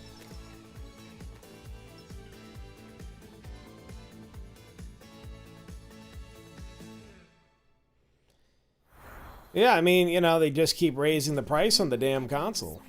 What is this? The skies will clot. Our shedding seeds made piles of rot. That looks cool. That guy looks awesome. Cast with tempers rare. Red minnows squirm in tainted clay. Three virtues known. Ooh, this looks nice. Not all. Wait, is this Fable? For wrath and doom and death. Our last. No, it's not Fable. Find me, Fawn, or I'll find you. Soul Frame. So it's almost like a Fable Dark Souls thing. Let's watch this again. I'm going to lower the volume. Now, first off, right, the cinematic looks nice, but then right here, to me, right there at that end scene, that's where, like, the gameplay kind of is. But I really like the way that these guys look. Like, this guy's armor looks nice. The fire looks acceptable, you know. But I like the gritty, like, it looks like they put, like, almost like a film. Well, usually I hate this in games. And sometimes it makes the game run way worse than it should. But it looks like there's, like, a film grain over this. Which it gives it that, like, you know, very gritty, like right here. right? It's kind of like that in between of it's almost like Dark Souls 1, right, where the graphics look good enough. Like the graphics look really good, but they're not actually really good. They just look really good. Or like almost like Elden Ring. I'd say this is more like Elden Ring. But I like the background too, though. Like the actual environment looks really good, and everything looks good. I like these graphics. They're not overdone. Yeah, like this gameplay here. Right. Let's just watch this here. Yeah, like that looks good. Like this looks good. This actually looks. I mean, obviously it's way better than like the Souls games. It's actually reminiscent of the graphics are reminiscent of Lords of the Fallen. Well, Lords of Fallen 2, you know. I think at least. But I kind of like this though. This looks like stylized, like stylized here. You know, I think that looks pretty nice. The animals are like stylized. It's cool. All right, Soul Frame. We're gonna have to check that out. What do we got here? It's okay, they're not actually monsters. We're just a lot smaller now. Clever girl. You're looking at a living fossil. Hey guys! What is this, fucking Honey, I Shrunk the Kids? Please tell me that was your stomach. Hold on to your buggies for a survival epic 65 millimeters in the making. What the hell did we get ourselves into?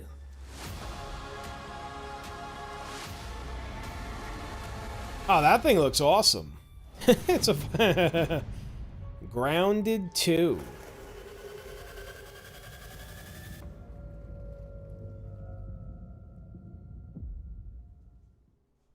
All right, well that looks pretty cool. And then what were we saying? Nintendo. Yeah, I know Nintendo's Direct was today. I'm gonna have to check in with my brother. He did a watch through of it. So I'll have to check with him to see if it's anything I should take a look at.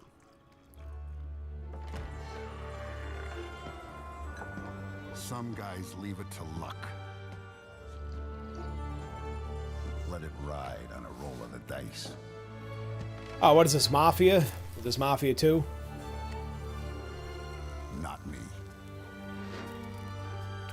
You can have all the luck in the world. But what matters is the choice you make when the cards are on the table. Mafia, the old country. That's it's my people's history right there, man. For better or for worse, is what it is. A young Don Salieri from the original Mafia, Man of Honor, expands Enzo's journey in Mafia, the old country, this August.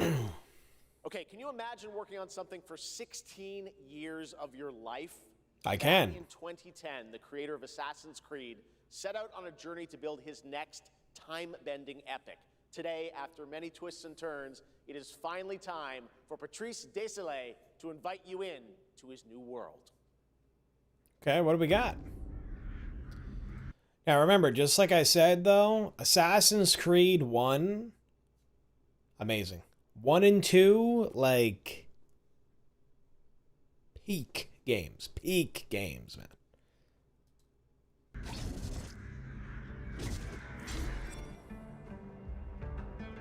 In-game, in-engine and in-game capture. Okay, wow, that looks fantastic. To protect a world I cannot be a part of. Yeah, that looks great. Destined to be feared for what I am. It is my fate.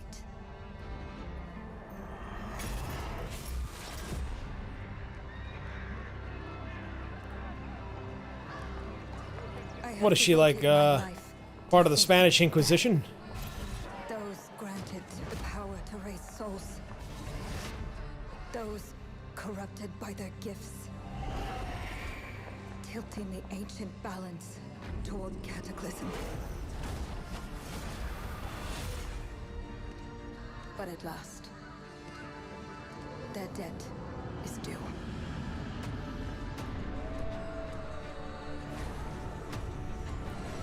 Oh, she's a witch. It's like a coven of witches. Every breath has led me to this moment. As the moon bears witness, I take the first step. My time has come. I am ready.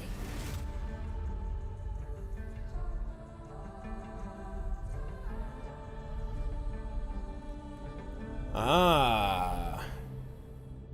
1666. Yeah, so that looks almost like an Assassin's Creed style, except you're a witch instead of an assassin. That looks pretty cool. I like all the cats and stuff. Or I guess like you're a part of a witch coven that is going after all the people that are like, you know, probably like the Spanish Inquisition and other, you know, other people like the Salem witch trials kind of thing. You know, like the people who just, you know. Thank you, everyone. 1666 Yeah, let's has hear been a about it. monumental and emotional journey. David Lynch once said, "The film is the talking." That's how I feel today about the game. Instead of explaining features, I'll simply Oh, say dude, this. he's like shaking, As of man. right He's now, like nervous and the excited. prologue is free to download on Steam. Oh, Epic shit. Games Store. It's a 30-minute story experience and amuse-bouche, if you will. I'll leave you with a glimpse of what's to come when the game launches.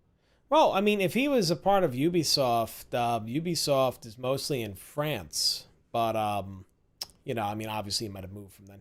Yeah, he might be a French Canadian. I don't know. On early access later this year. Join us for the journey. Merci and panache kalis.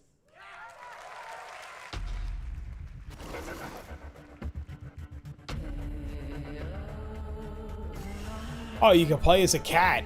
Oh, that's cool.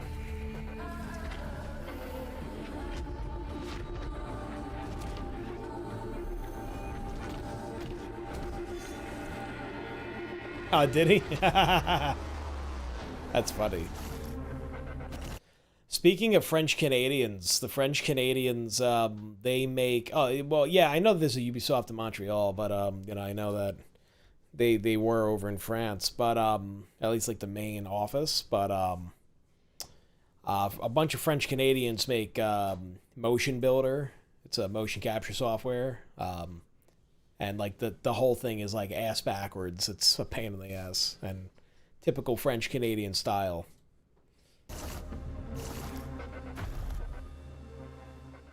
Play the prologue. Yeah, so that looks really cool, though. So it looks like, to me, you play as a witch, and, you know, like, I guess you're going through, and like I said, like, you're kind of punishing and, like, going after the people that, you know, do experiments on humans and torture people, and maybe they start, like, the whole witch trial kind of thing. You know, so that actually looks really cool. And, I mean, to be honest with you, it is expected, because being that he's the creator of Assassin's Creed, you know, Assassin's Creed was all about the Knights Templar and the Jesuit Order, and the two of them kind of like combating each other, and like Jesuit Order was not really like as just as people thought, and then like, you know, like the Templars were also kind of like, you know, like not in cahoots, but like, you know, like the Templars were also seeking out the same artifacts, and it was like an internal... Well, not an internal war, but it was like these two secret factions that kept butting heads. Honestly, very similar to what actually happened in real life, but that is a video for another time. Let's continue. Thank you, Patrice. Still to come, we've got a lot of great announcements for you, including a special surprise guest. What is this, Jigsaw? Wait, that's Billy from Saw? Hey, Billy. Hello, Jeff Keighley. Hello. I want to play a game. Oh, you want to play a game? Well, that's great. We're here at Summer Game Fest. This is all about playing games. It's perfect. Roll the tape. Roll the tape. You heard the puppet. Roll the tape. That's pretty funny. I could already tell this is gonna be fucked up. 100 years have passed since the genesis of your legacy. They call you a monster, but I call you a prophet. Pain is our only true path to redemption. It strips away the lies that people tell themselves. Only then do they get to see what really makes them tick. Jeez. A sacrifice must always be paid in blood. I guess that's what happened to Jigsaw. Is he in... Live or die. I guess he was in World War I or World War II. Well, those were World War I tanks. So...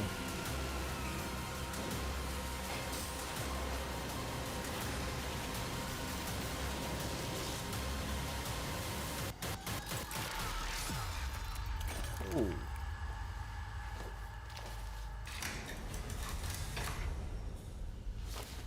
Your book, bound in blood,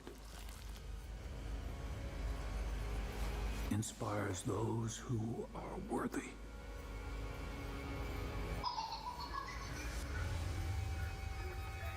The spiral bleeds ever deeper.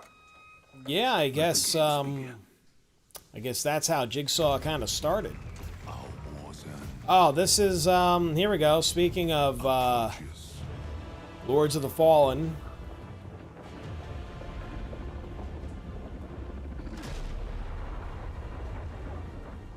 Humanity's fate will be determined by one final sacrifice. Looks awesome. Are ready to bleed, bearer. Are you?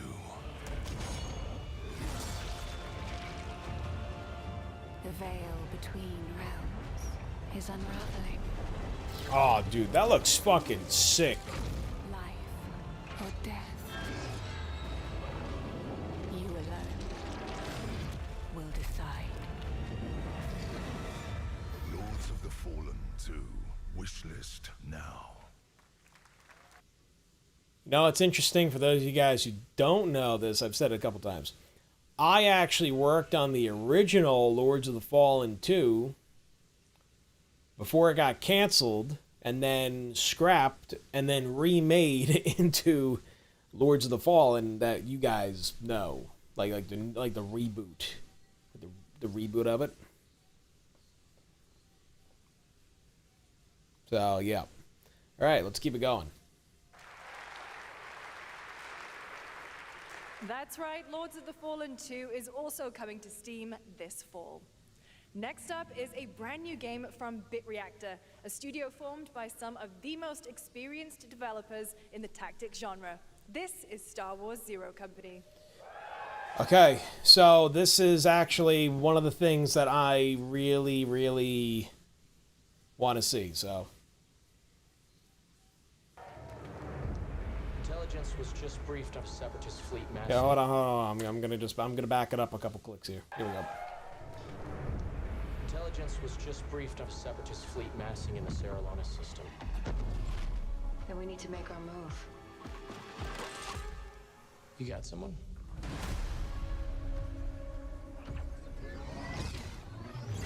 Zero Company. What do you got for me, Bennett? Port Silius. Coil's been spotted meeting with local gangsters. Find out what they're up to. I've been tracking Fathom for months. She's at the center of it all. All right, let's get a team together.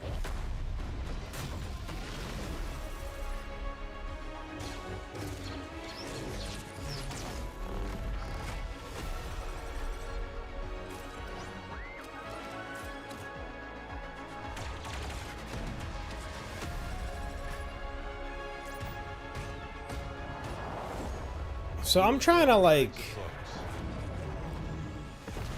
Ex-separatist.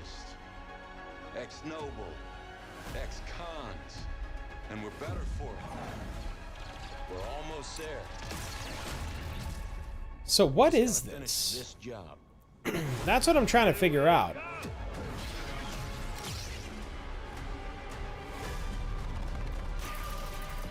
General Skywalker.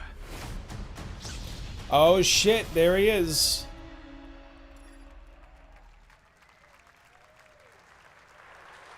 A little surprise at the end there. All right, dark fantasy. Okay, hold on. Let's. Okay. Gameplay not final represents game in development. Of course, it is a little choppy here and there. Then we need to make our move. I mean, at least the Star Wars characters look like the characters. So, that's good. Zero Company. Let's see. What do you got for me, Bennett? Fort Silius. Coil's been spotted meeting with local gang. Alright, so they have like a briefing thing. Fort Silius. So we have a mission briefing screen, right? It shows credits, all that kind of shit. Okay, you know, cool, cool, cool. I'm trying to figure out what kind of a game this is here, right? So you got critical mission here, intel, then level, right? So you have some currency, whatever, whatever. Unit requirements. Okay. So you can customize what gun you take. You can customize what armor you have on. I've been tracking Fathom for months. She's at the center of it all. All right, let's get it. She kind of looked like Jennifer Lawrence. Okay, so hold on. Every turn counts. So every strike counts.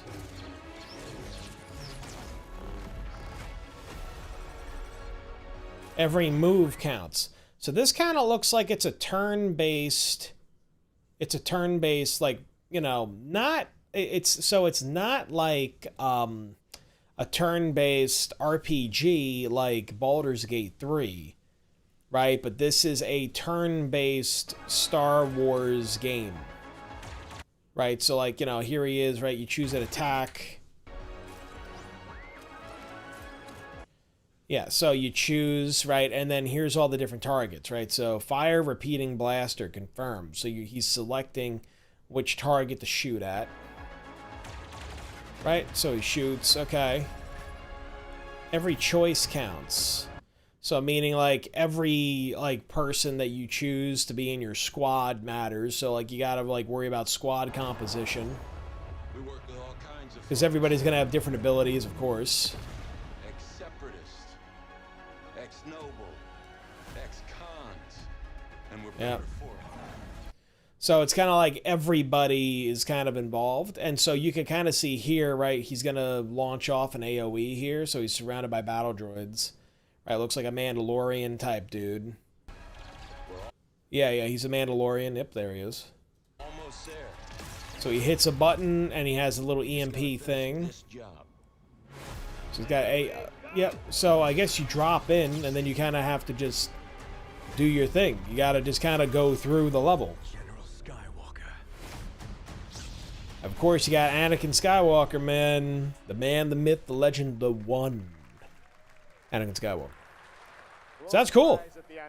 That was definitely a surprise. It's been about one thing, the monster within, and today, one of Europe's most ambitious studios is ready to take you Alright. into a brutal new world where vampires have emerged from hiding. Come in.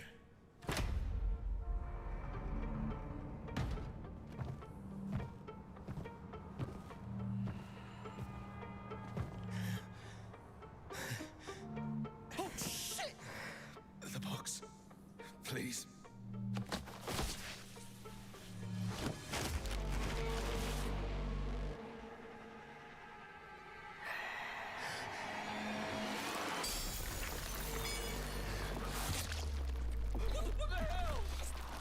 Oh, shit.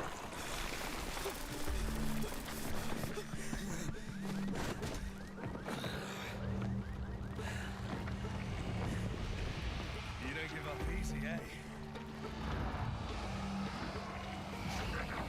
Well, neither do I. You certainly have reasons to hate me. Now, see, this looks awesome. Son, you've ruined my life. We crave the same thing. This looks awesome. Evil? Am I evil? They adore me. You're a pawn in Brentsus's hand, nothing more. This won't end well for you. I've done the unthinkable for my own family.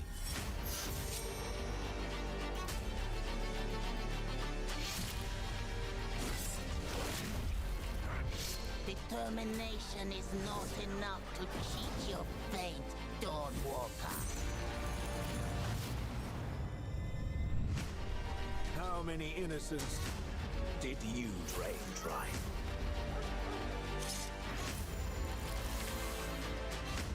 Maybe we aren't so different. Like, this is what I'm fucking like this is really cool though, man.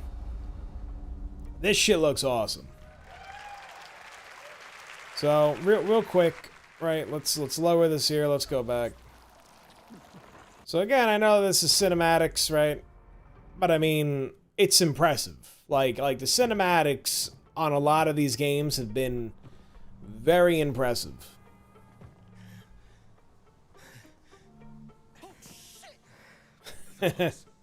Fucking delivery guy, man.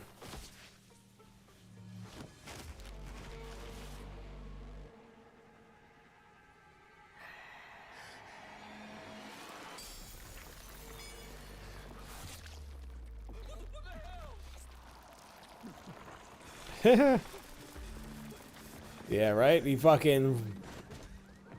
heals from drinking the blood, man. And you got this other, like, vampire guy. Neither do I. You certainly have reasons to hate me.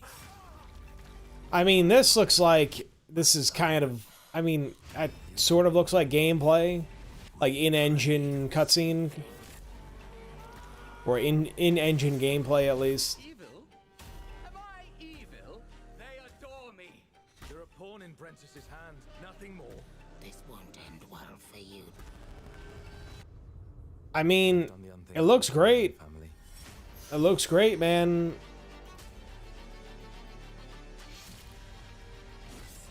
Fuck yeah, dude. So, like, there's other monsters and stuff, too. It's not just vampires. Yep, you have, like, the vampire powers, like, teleporting, all that kind of shit. Did you drain dry?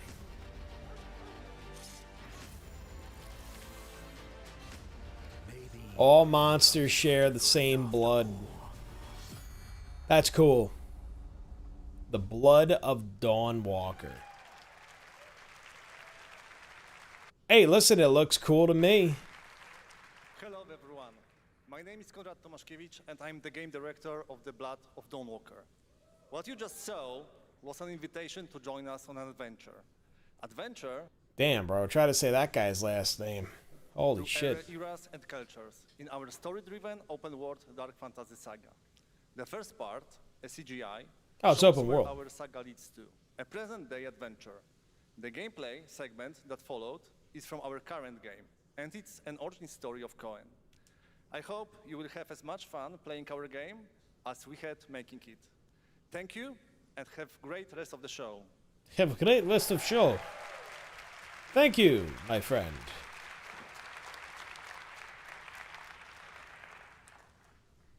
Thanks, Conrad. Next, the creators of Among Us have been hard at work on a new Uh-oh. project. And today we're reviewing Kind of it sus for to the me. first time. Let's see what this is.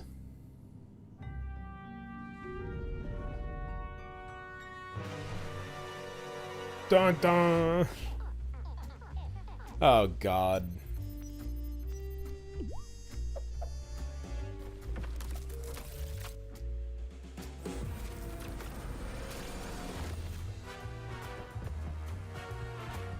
Oh, so it's not like, so this is like almost like a single player. I'm I'm guessing it's almost like, you know, like I said, like a single player Among Us adventure story. Yeah, Among Us story. Yeah, there you go. Ooh. From the Among Us TV series, please welcome Yvette Nicole Brown and Liv Hewson. There's a TV series? Oh shit, it's Helen from Drake and Josh. Ah, dude, she looks great, man. She looks great. Lost a lot of weight. She looks good, man. Excited about the future of Among Us. As crew members ourselves, our task is sharing even more good news about the animated series. Right? That's Helen from Drake and Josh, right? Yvette? Look, I know fans have been dying for updates, but there's a dead body right there. Oh And the no. imposter could be any one of us. It's totally not that guy. I think this calls for an emergency meeting. So you'd rather call a meeting than complete our task? That's suspicious. I'll have to report this to Mira HQ. Oh, no, I mean, I don't think there's any need. Take it up with admin. And now, Take it up with admin. been waiting for. All right. Well, Chaos, betrayal. I guess there is a show though coming up. Yeah. Enjoy. Yeah, Among Us show. Okay, so they got to show us the show. Crewmates, our fellow mates of crew, have perished. They would have Why are you talking so weird? Let me yeah, but I just don't understand why you're... the official cause of death, acute ripping off of the face. One dead crewmate, that's an oops. That is pretty funny though. Makes it a murder mystery. That is pretty funny. Any one of us could be the killer. Was it you? Whoever smelt it dealt it. If only there was someone who could take charge. Wow, that was a lot of screaming. This actually does look kind of fun. Oh, Elijah Wood's in it. Patton Oswalt, William Knight, Randall Park. Oh God. Oh, okay. So there's a lot of big names in this. We're so happy to have you among us. Or is it amongst us? I always forget. Okay, well that looks like a fun show. I think I still have Paramount Plus. Pretty sure. I might have canceled it though. Stay tuned, and it turns out there's more coming from one of this year's best reviewed games, 007 First Light. Here's a first team. Oh, that's a fun one right there. Right. All right, here we go. What do we got? Story mission for James Bond. Is that it? Yep. King Bavma requests MI6's help with a matter most sensitive, and he's asked for you personally. Our alliance with Bavma is fragile at best, but if he has what he claims to have, well, M figures the reward is well worth the risk. I heard that this James Bond game was fantastic. Find out what this is all about. I mean, the cinematic looks great. 007. All right.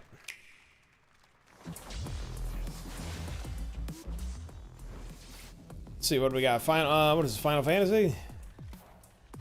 Turok Origins.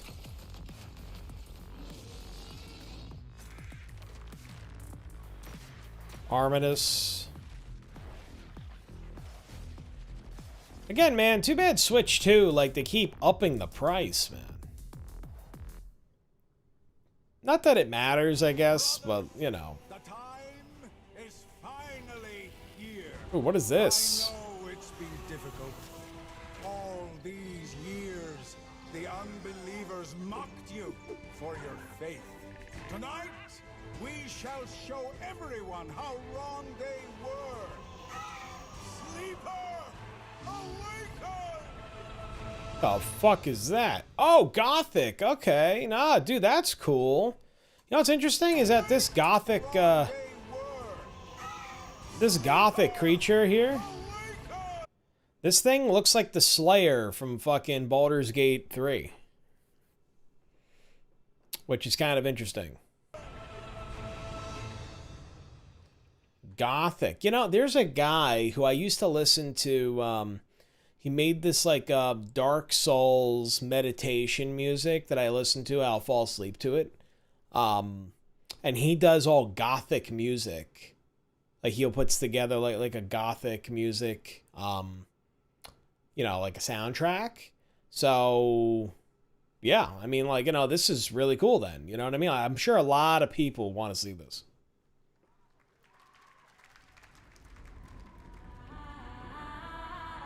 Oh, hold on. I actually want to go back. I want to go back here. I mean, this looks really cool. Like, it looks good. You know what I mean? It looks really, like, crisp, which is nice. But not, like, too much. You know what I mean? It's not too much. It's enough. Gothic Remake. All right.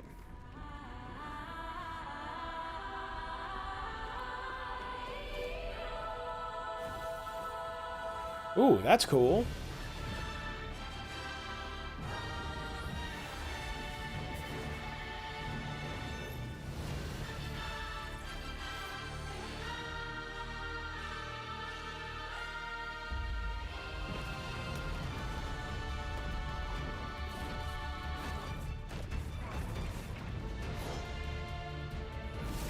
What game is this?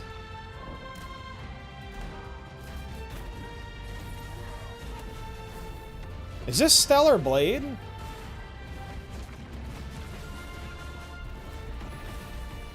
Because I've never played it, but like I feel like I've seen one of these characters before.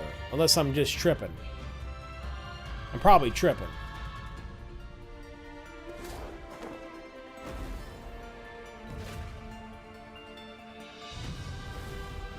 Yeah, I'm totally... wait, take flight. Alright.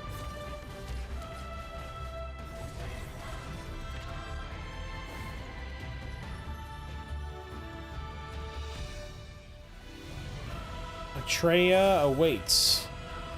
Oh, Aion. Alright, I don't know why I thought it might have been Stellar Blade. I'm just fucking losing my marbles. But, Aion. That looks fucking beautiful, man. Like, the characters look great, too. I mean, the characters, environments. Oh, I'm backing this up.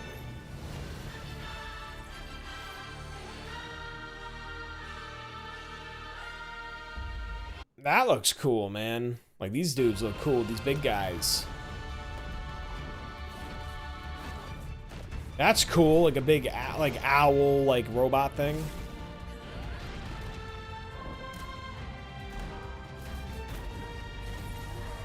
Yeah, the characters look cool. There's a lot going on the screen. Obviously, it's got to be polished up. But,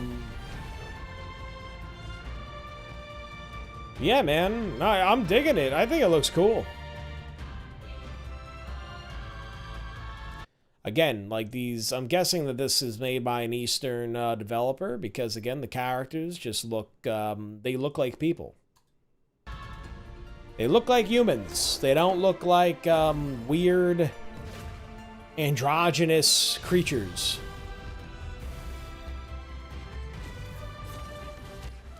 Alright, cool. I mean, it looks good to me.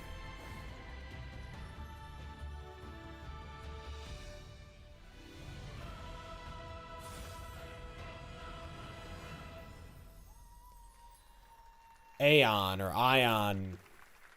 Aion, I guess. What is this? I need a complete picture. Oh, is this Cyberpunk? Maybe this is yep, it is. Simulation? Time to knock the rust off. Maybe the two of you really are from another universe.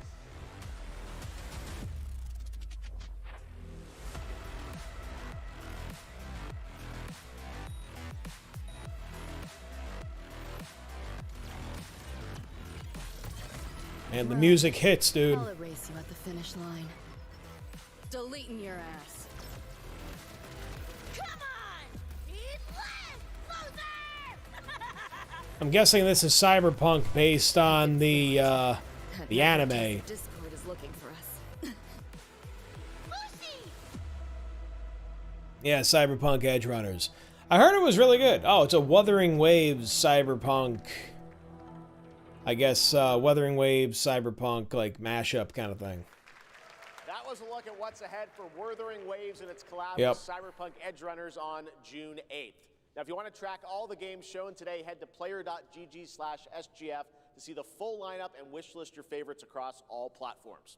Right now, it's time for news on a massive expansion. Nice. Hold on. To a We got Monster Hunter. Been on this stage before. Monster Hunter, let's go. Fuck yeah.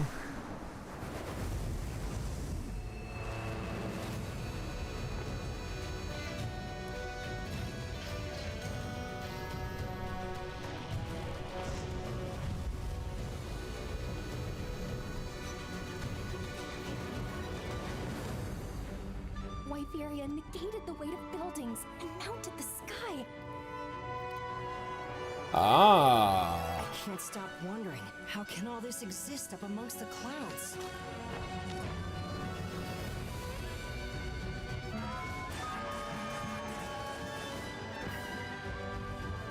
Oh, those guys look cool. I mean, that looks like it's gonna suck. Ooh, what is this? Oh, that's like a gauntlet that you can, like, boost with? Is that a machine gun? You got a mounted machine gun. They can affect the environment with just their presence. A moving natural disaster. Too powerful to tame. Oh, shit. Sounds like an elder dragon.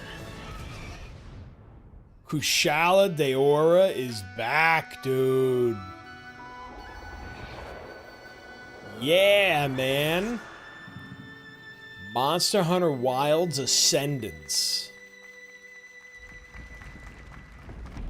That's a... Oh, fuck. What's his name? Holy shit. That's the big dude. From, oh my god. What was that? Lao Shanlun? Is that his name? Lao Shanlun? The fucking big guy? Oh, shit. Oh, we get another one? Is this the same game? Still you press on. Or did it switch? No, okay, it's a different game. Wait, hold on. We gotta go back.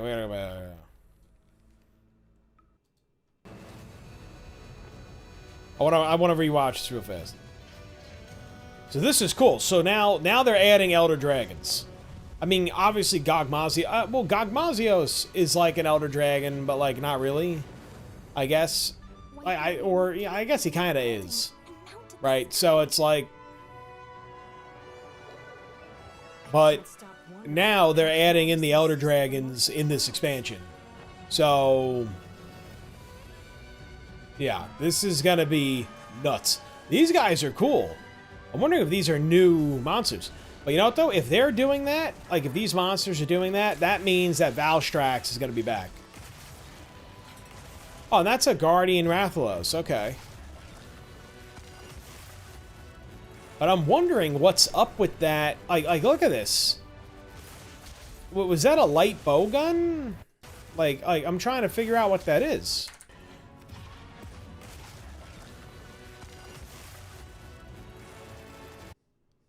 That looks like it's either a light bow gun or it's something strapped to your arm. But, you know, it might be a light bow gun that you're shooting with one hand.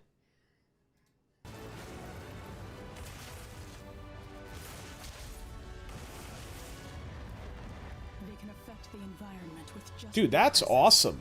A moving natural disaster. Too powerful to tame. Too difficult to reproduce. And yep, like I said, man, Kushala Daora, dude. I hate him so much, but I love him at the same time. I just hate him because, like, you get stuck in the vortex things.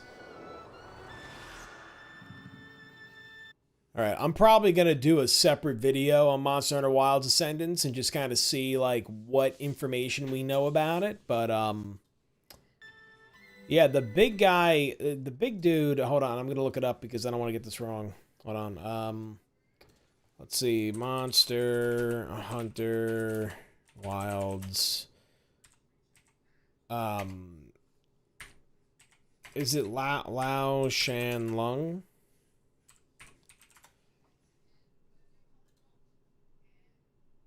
Yeah, right? Yeah. See, I was right. I knew I had it. Yeah, Lao Shanlung. This guy. Big old dude, man. This guy, big old dude. Actually, he kind of looks like an old school crate dragon from Star Wars. Really similar, like old style crate dragon design. Dude, that's awesome, man. It's awesome. I'm pumped. I'm pumped, man.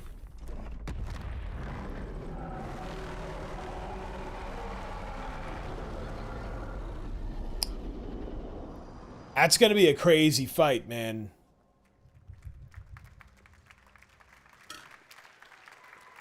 A massive expansion. You see, it's all they call it a massive expansion. Still, you press on.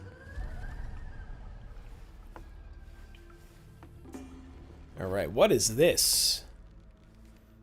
You're really hitting us with like the ancient, like Asian games. I'm digging it. I love the style.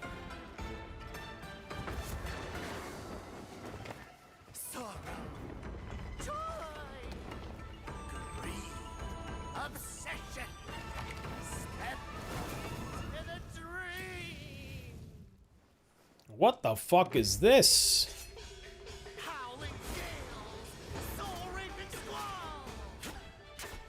Oh, dude, this is like a,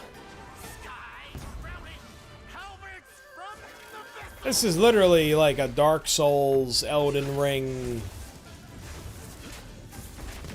This is a Soulsborne experience right here. Look, even the bottom left. Oh, I'm blocking it. Hold on. I don't know if you guys can see it. Look, even the bottom left. Even the bottom left, it has the fucking, like your weapon and items and shit.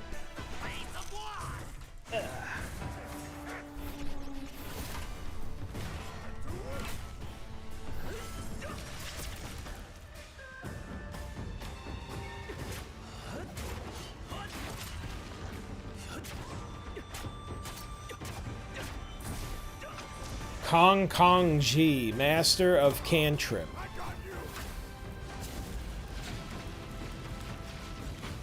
Oh, is this dude working with us? Yeah, he's working with us. Ooh, finishing moves. That's pretty cool.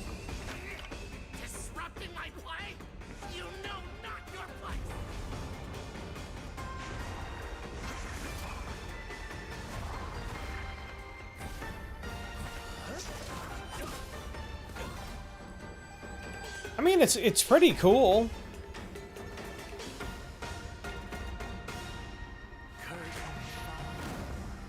Dream is over. Swords of Legends. Take your time. Enjoy. Huh. That was a new look at gameplay from Swords of Legend, a fantasy action RPG.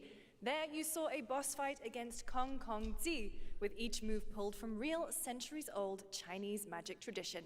Now, Yeah. little toy car magic.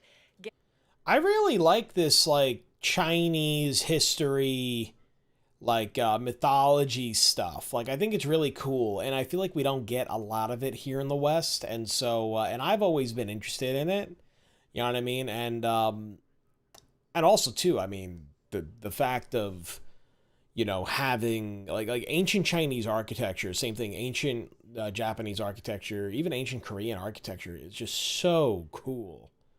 So cool. So to see this, I mean, like, it's just really cool. It's nice. Loop-de-loops and massive jumps with the announcement of the biggest Hot Wheels racing game yet. Hot Wheels, whoa. I used to play this shit back in the day, man. Oh man, my nephew would love this.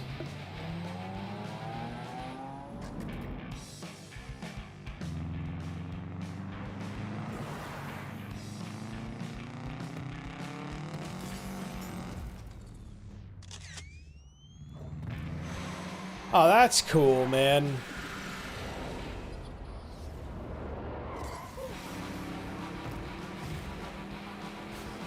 This is in-engine footage. This is how the game looks.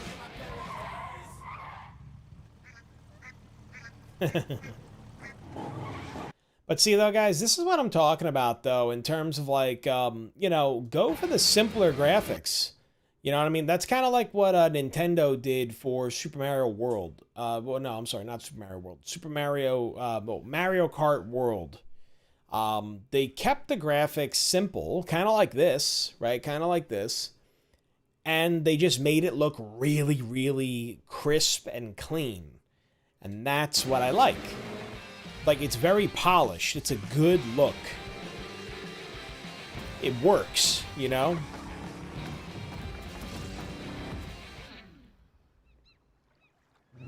I mean, even that looks amazing. Like, this looks great. Seriously. Looks amazing.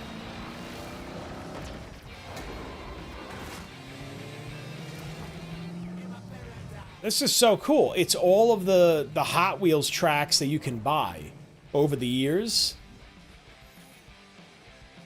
And they made them all racetracks in a game. Like, that's awesome. I remember I had a Hot Wheels game, racing game for PlayStation 1. Oh, we got Sonic. Hold up.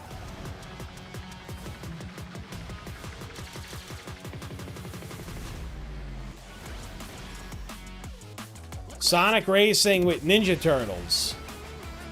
Avatar! Dude! Fuck yeah! Minecraft. Holy shit. Godzilla. Dude, they have a Godzilla crossover? That's awesome.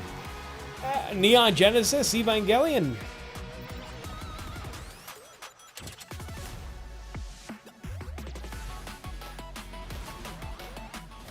Yo, I was not expecting this shit, man. Like an Evangelion fucking crossover and a Godzilla crossover? Didn't expect that shit. Happy anniversary, That's awesome. Sonic, and happy birthday, Sega. All right, now the world premiere of a project that depicts the entire story of a famous anime from beginning to end. Dedicate your heart to this.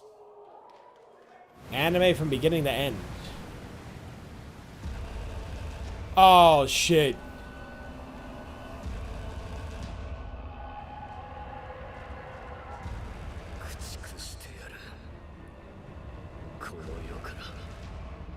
Oh, fuck yeah.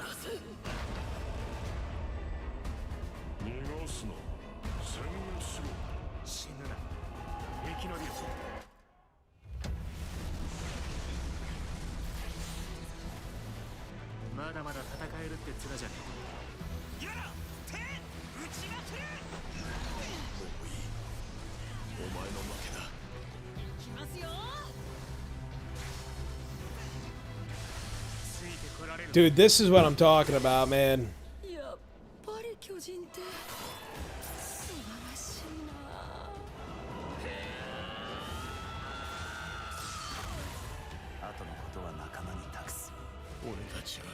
Fucking Attack on Titan, dude.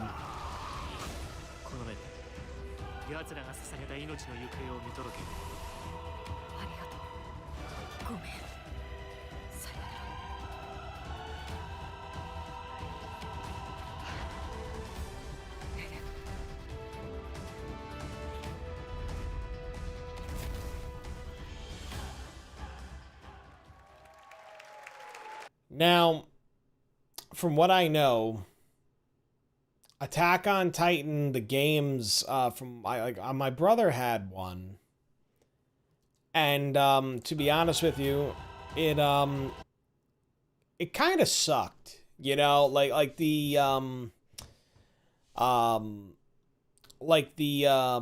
oh god, what do they call it? I can't believe I'm blanking on it. It's been a little while since I saw Attack on Titan.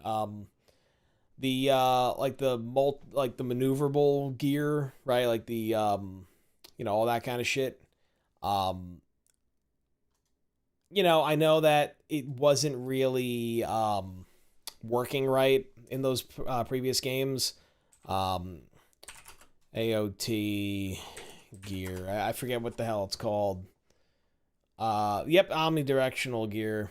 Yeah, so like the omnidirectional gear, like when you would shoot the like the grappling hooks and shit, like they wouldn't work right. It was kind of janky. And I don't know how this is gonna be. I don't know what they plan.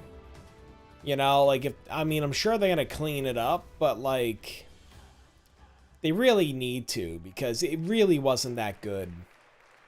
I think I might have played it at with my brother and sister once. Leaders behind Forza Horizon comes a new cinematic open-world driving experience. Oh, this is cool. My Set in cousin's probably Monaco gonna love and the this. French Riviera, where the worlds of pro and underground street racing collide. This is Clutch from Maverick Games. Clutch. All right.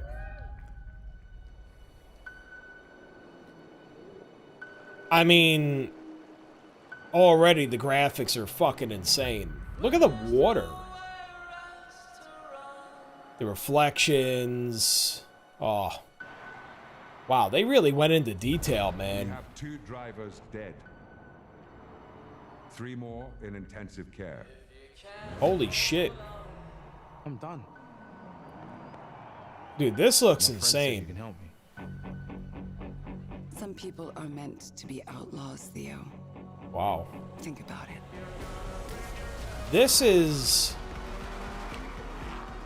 These graphics are on par with GTA 6. Just throwing it out there. I did all that for you to get out of trouble. Now I'm in deeper than when I started.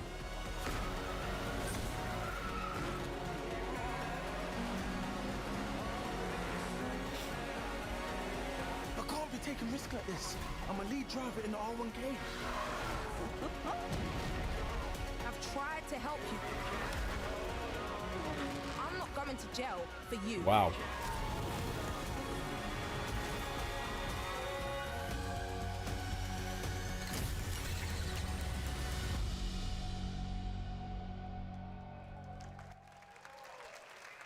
I mean, it looks really fucking good. Hold on, I'm gonna back us up here.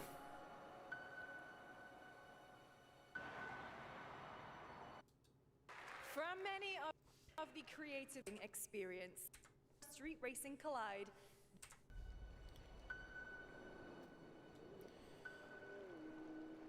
Yeah, like I said, I mean, the fact that they're saying that this was captured in engine, I mean, again, like the water looks great, the reflections look great.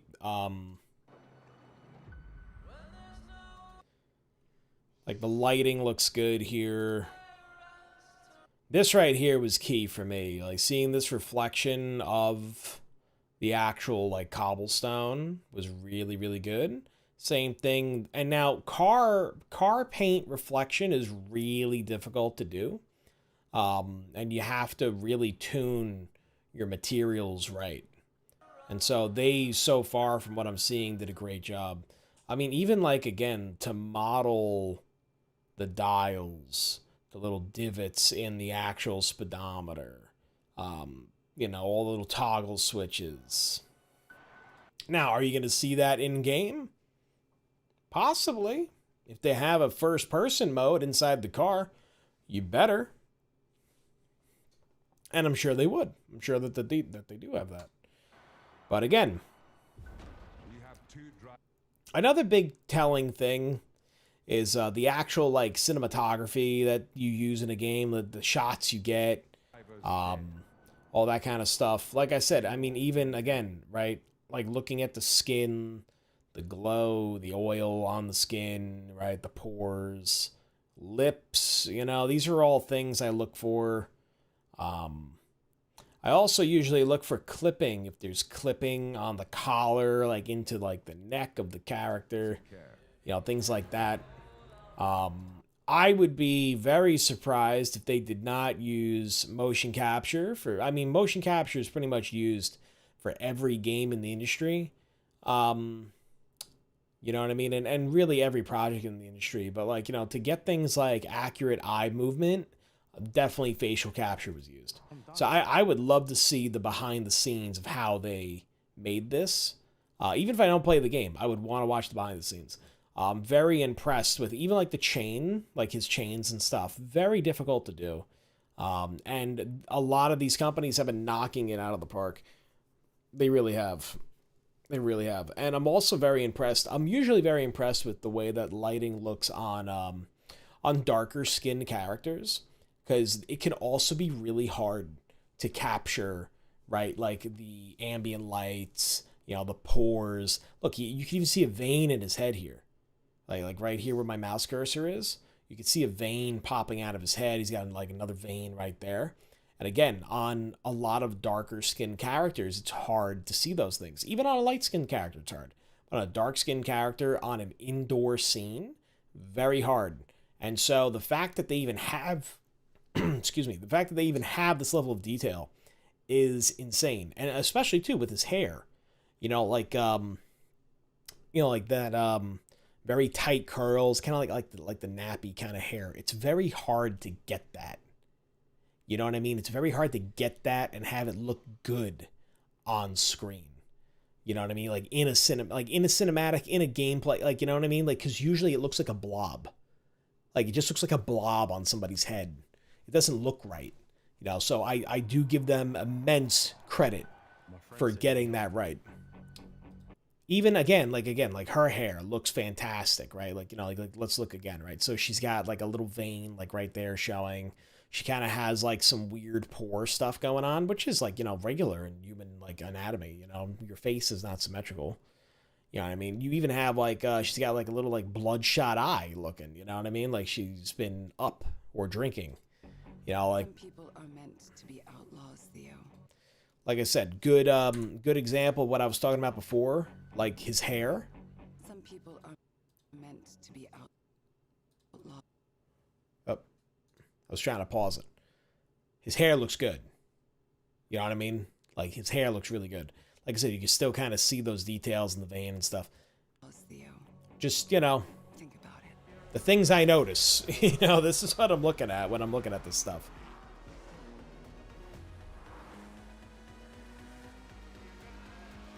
It actually really sucks because anytime I go to the movie theater, I can never just watch the movie. I have to study the movie.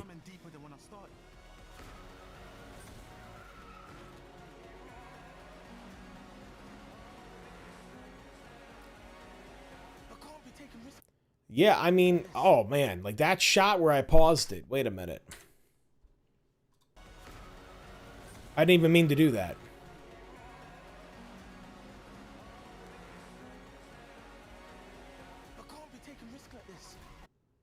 Oh, well, I missed it. I missed it, but I mean, again, it looks great. Even the explosion looked good. All right, well, I'm excited to, you know, I'm again, I don't know if I'm going to play it, but my cousin who loves racing and loves cars and everything, he'll probably love this game. Oh, this is my shit. Hold on. Hold on, hold on. This is, I've been waiting for this game for years now. Right. Hold on. The dead won't rise. But their sons will. Plant fear or respect. You'll harvest. One.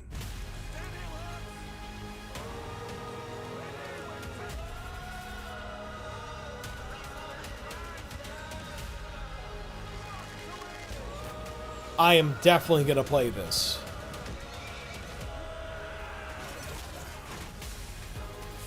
Definitely gonna play this shit.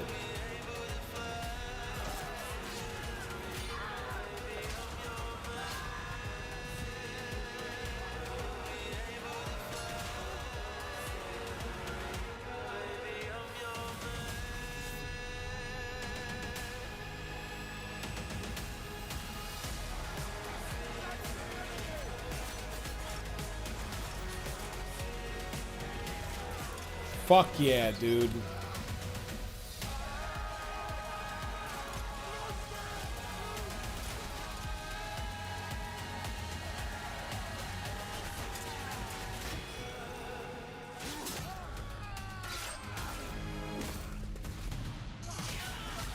Ooh, did you guys notice that? Okay, hold on. Hold on, I'm gonna back it up. I'm gonna back it up. I don't know if you guys noticed that. Watch the halberd guy. Look, look. You see how he snagged his ankle, right? That's what the halberd was for, with the hook on the end. You can snag a guy on his ankle or his shin and just rip it and trip him. So, like, you know, you kind of like rip the bone and you trip him. Right now, he can't even move, and then you can just finish him off. The halberd is such an amazing weapon. And now, what I also love about this game, Chronicles Medieval, is that the fact that you not only place your troops, right, and command your troops, but you fight alongside them. And I've been waiting for a strategy game to do that for a very, very, very long time. Very long time. That's badass. Badass. I'm into that shit. Let's keep it going. I'm getting pumped up.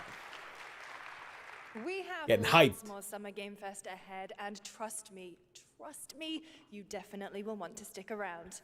Right now, here's a new look at Sea of Remnants from NetEase. I don't know what this is. What the fuck is this?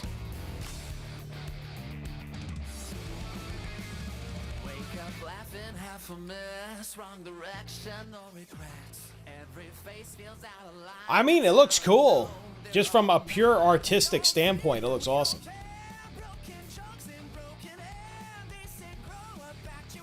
I don't know what this is, but it looks real. Like, I love the art style.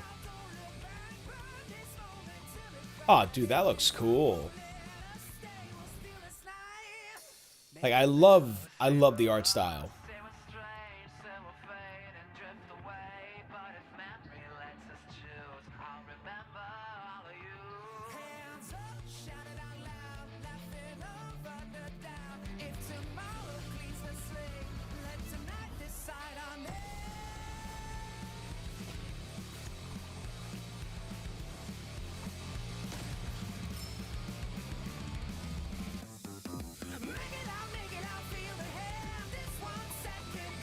I like the song. Song's good, but I love the character design.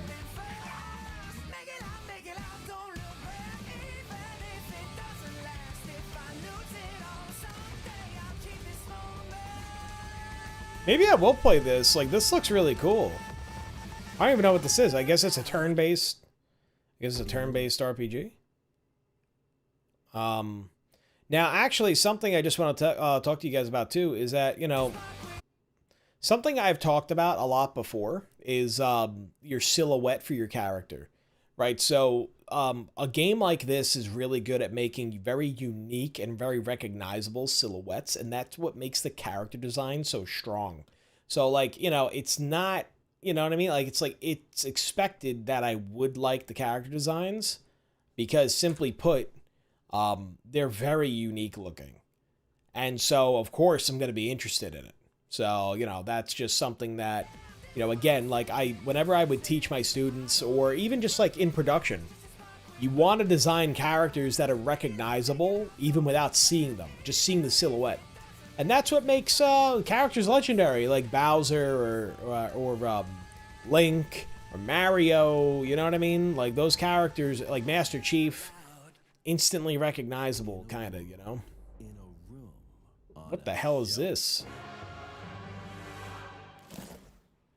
Capcom collectibles? Is it me, or is there something off with this one? Yeah, he seems different. Has he always had that mustache? He doesn't have a mustache. Oh, yeah. Hey, buddy, what's your deal? Howdy. Name's Ryu. What's all this mess about me being different? Well, look at that. He sounds different, too. What in the Sam Hill? Everyone in Tokyo talks like this. I know what this is. It's called a knockoff. He's a knockoff.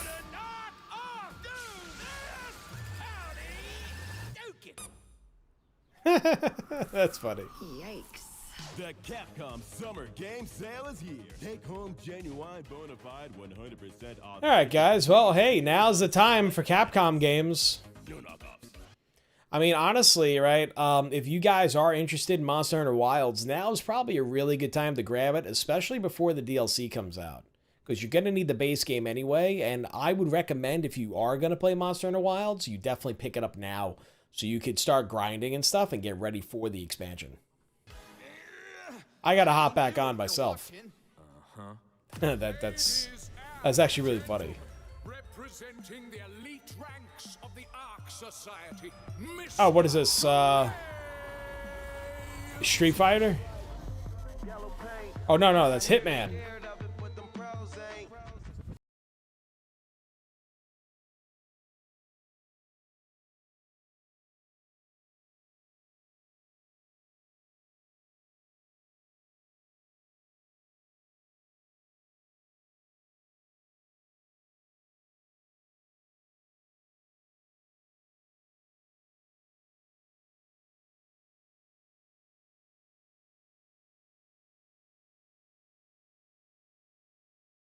Hitman, World of Assassination, The Wizard, featuring rap superstar and Muay Thai advocate Wiz Khalifa.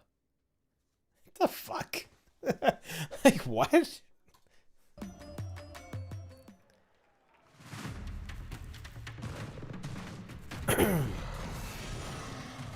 What is this?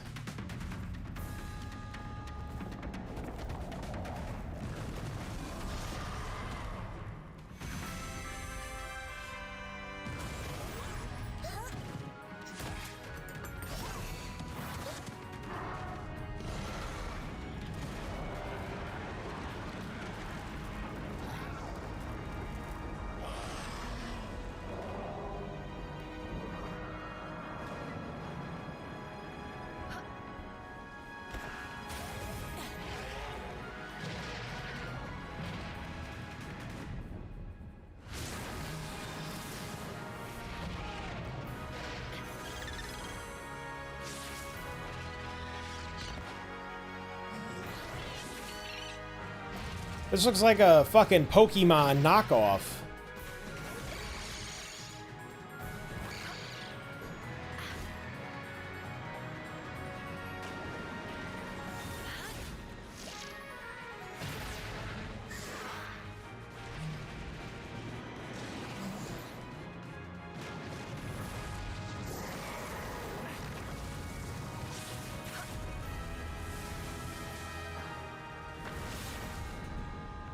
Palworld. I know that they're pissing fucking Nintendo off with this shit. At first I was gonna say, I'm like, wow, man. Like, I'm like, you know, I'm like, dude, Pokemon, I wish Pokemon looked this good, man. Holy shit. Yeah, Palworld. Palworld is kicking Nintendo's ass in terms of Pokemon. Nintendo should be absolutely ashamed of itself. Let's continue. 1.0 is coming out on July 10th. Now, at the start of the show, I mentioned we'll have lots of new worlds to explore today, and the return of some long-awaited ones as well. This next game falls into that last category. It's been a long, long, long 8 years. I think that Nintendo got one of their Pokemon-related patent invalidated. Yeah, so they, so Nintendo tried to patent, like, capturing creatures in balls, and the courts were like, that's ridiculous. Like, you can't patent that. You know? Like, you can't patent that. And like, you know, and they were trying to be like, oh, well, any game where, you know, you capture creatures and keep them as pets is, that's our idea. It's like, no, it's not. And they stole it from, what is it, Dragon Quest? So it's like, you know what, Nintendo, just can it. You know, Pokemon Company, Game Freak, whatever. Can it, dude. Like, you guys didn't invent this shit. You might have made a really good one. You might have made a good thing, and you brought, you know, I mean, listen, I appreciate what Pokemon has done. But, you know, hey, dude, Palworld is just offering so much more. Like, you can't compete. Well, okay, let's see. Well, what is this now? Homicide. 6 total so far. Each case, husband and wife found. Shredded. Oh, what is this? The wolf, Some monster Wolf Among Us? is out there. Word around the precinct is you're the guy to call. Bigby. Sheriff? I'll have your job within the week. Are you living under a rock? You're a raging dumpster fire of a person. You're the reason I'm here. She's a detective.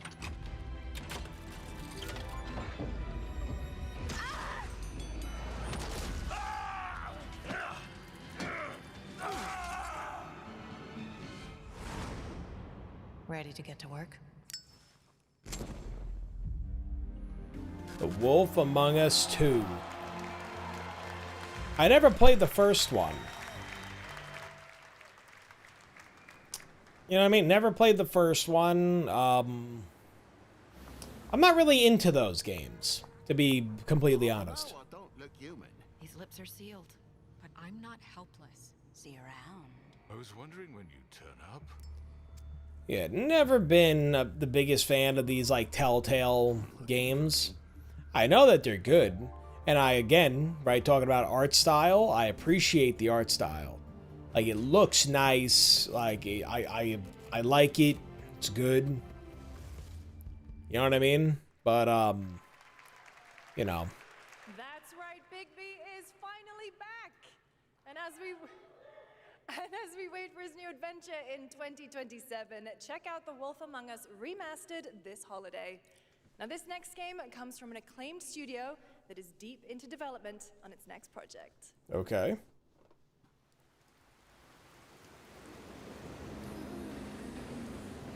Wow. That looks fantastic. What game is this?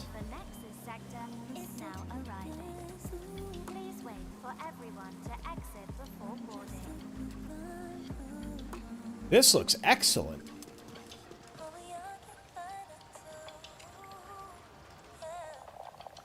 Yeah, this is like a cyberpunk, steampunk type thing. Or, well, I guess, like, you know, well, this is, you know, this is more cyberpunk. I'm listening. Wow, she looks great. That's the beginning and end of it all. He looks cool, too. You're acting a little strange today. Stellar Blade. It might be. It's our first mission in a while. This might be Stellar Blade. Stop We'll know if it's Stellar Blade in a minute. Take it easy. I know the game director appreciates certain assets. So Ready, Angel. we'll figure it out in a minute. Doors closing. How's it looking out there? But this looks fantastic. Yep. This is definitely Stellar Blade. Oh, it's jiggle physics and all. Well, just saying. It's a cliche. Wait, the target stopped. Hearken! The pulse rain! Yeah, I'm thinking that this is Stellar Blade.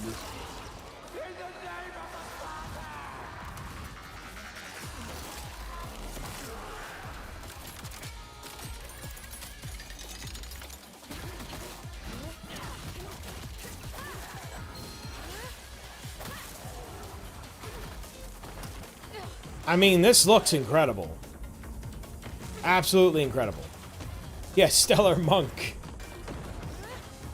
Exactly, Stellar Monk.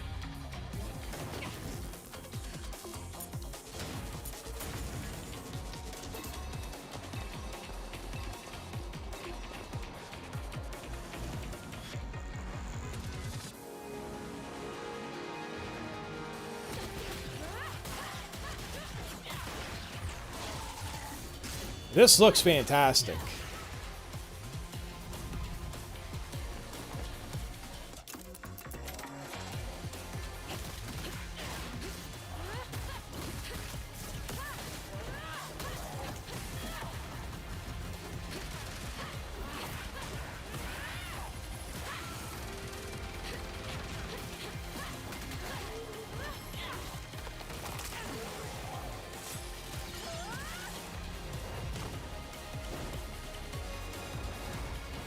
I'm blown away, man.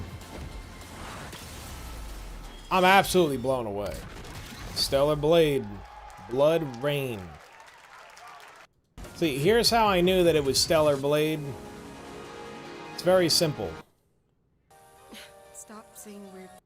As soon as she started walking and I saw, you know, she's got like an invisible cape on, so you can clearly see, you know, the, from the player's perspective. The game director, I know the game director made a comment where he said straight up, he's like, well, you know, you're playing this character and, you know, her rear assets are very important, so he put extra focus on it because that's what you're looking at, so he's like, it should look good.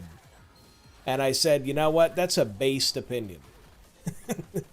Very based in the video game world, you know what I mean? If you're going to be playing a character where you're looking at the behind the view, third person style, yeah, you should probably, you know, make sure things look as best as they can look, you know? Let's just be honest here. But this looks fantastic, though. I mean, like, it's like a cyberpunk kind of deal. I've never played Stellar Blade. I watched Asmongold, like, play it for, like, maybe, I don't know, like 20 minutes. I didn't pay too much attention to it, you know what I mean? I've seen clips, but this looks, I mean, it looks amazing. You know what I'm saying? Like, this looks just gorgeous. And the fact that, like how smooth the gameplay looks as well. And I mean, the game looked like this anyway. You know what I mean? But, like, this looks like the expansion here. I don't know if it's a completely separate game. I think it's an expansion. But, really knocked it out of the park, man. The hair, the light, everything. You're surprised by the short hair? Yeah, I mean, you know, I've noticed, though, that's a very, like, I guess it's a Japanese thing. Or just like a Japanese, Korea, like China thing. Because, you know, I don't know if you watch Studio Ghibli at all, but Hayao Miyazaki always has his female characters, like, they might start out with, like, long hair, but then they always end up cutting their hair short. It's just something I've noticed. I don't have a problem with it. I like it. But, you know, it's, yeah, it's an interesting thing. They do the short hair, you know, just like the just below the ear, or like barely touching the shoulder. You know, it's cool. I mean, hey, it makes sense though. If you're fighting people, probably shouldn't have long hair. All right, let's raise the volume back up here. Shift Up is returning to the world of Stellar Blade with an all-new sequel developed entirely by the original. Okay, so it is a sequel. In the same universe as Stellar Blade, this next chapter continues the Still looks very feminine. No, absolutely. First game.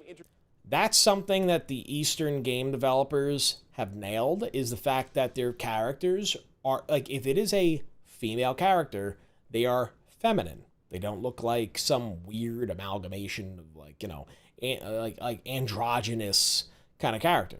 My thing is, it's like, hey, listen, design the character the way they're supposed to be designed. If they're supposed to be a female, make the character look like a female. Don't make the character look like could be a guy, could be a chick, we don't know. You know what I mean? Like, don't do that.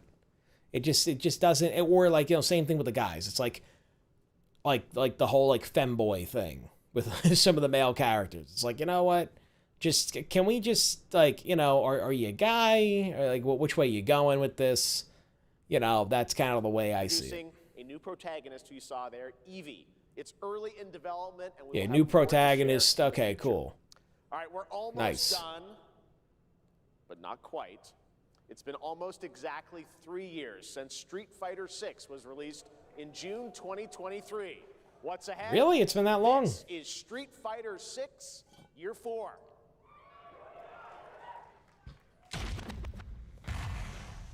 I've never really played Street Fighter. I played some here and there, but never got the new game. Yeah, probably a new character.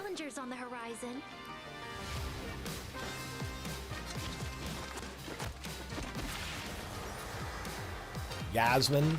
Okay.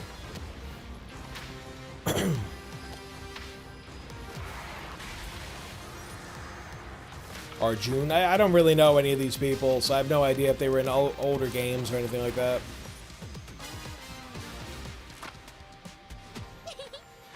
Fascinating.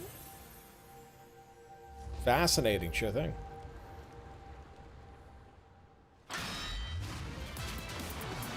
Oh, I thought we were done.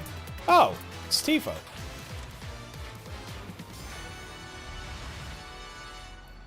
Nice, so they got the Tifa collab. Square Enix collab right there. Please welcome to the SGF stage, Nakayama-san, director of Street Fighter 6, and Hamaguchi-san, director of Square Enix.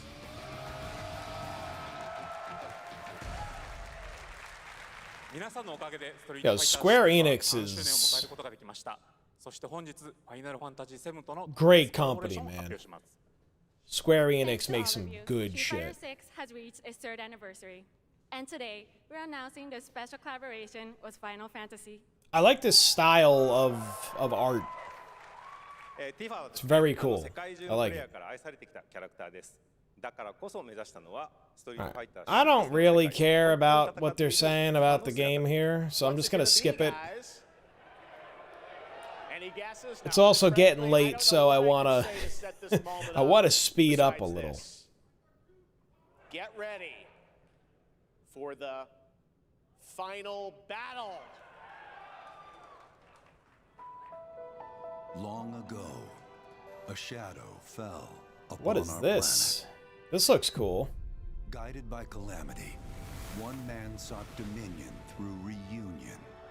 By his will, a Oh, wait, it's just Sephiroth. A meteor called forth to bring ruin to all. But our planet answered. Awakening Well, I always like Square Enix's, like, cinematics. Like, the cinematics I always thought were cool. You know, I never actually played the game. I never really played the games. Long story short, the world's in trouble. What is this, another remake then? Yeah, they just keep remaking shit. Sephiroth the beating of a lifetime.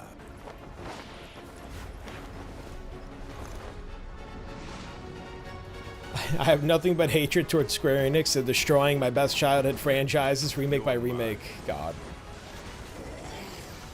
Yeah, I've actually never played a Final Fantasy game.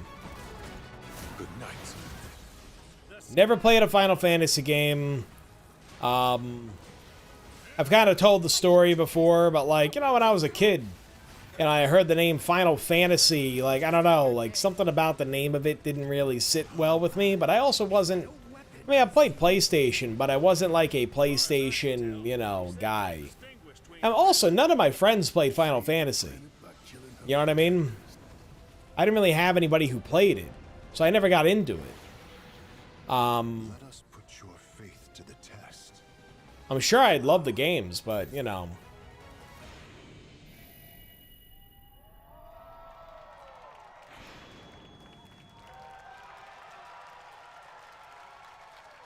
Never would have made it this far without you guys. Alright, let's see what else is going on here.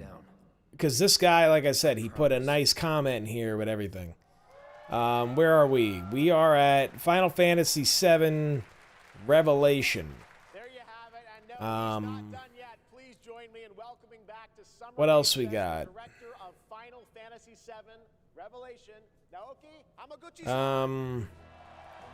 Alright, I mean, there really might not be much else that I'm really all that interested in, to be honest.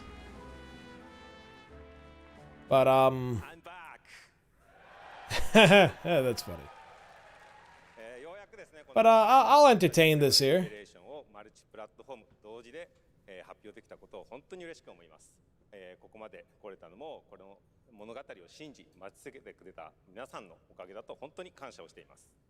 I'm truly delighted to unveil Final Fantasy VII Revelation, which is launching simultaneously on all platforms. Well, that's cool. At least they're releasing it in one shot, you know. Able to come this far thanks to every single single one of you who continued to believe in this story and waited for this moment with us. You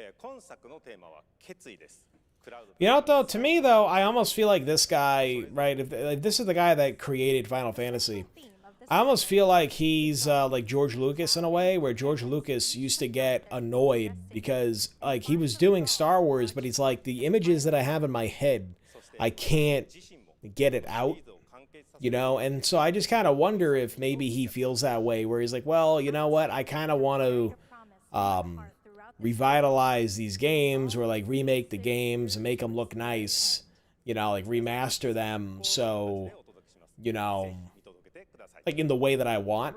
Now, I might be thinking about that in a very nice way, and maybe that's not the case, but, you know, I just kind of think about like myself as a creator. If I made something and I was like, oh, you know, we could do this better in a few years, I might want to go back and like redo it myself, you know what I mean? So I get it.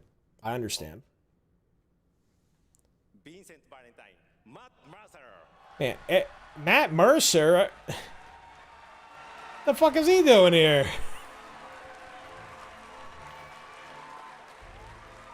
This guy's fucking everywhere, man. Thank you very much, Hamaguchi-san. It's truly a privilege to be here with you today, if you know me. Does he voice Sephiroth or something? I could see him doing that. I think we just kind of need to dive right in. What do you say? Let's do it. Take it away, man. Ah, let's do it. At least he could say that, you know?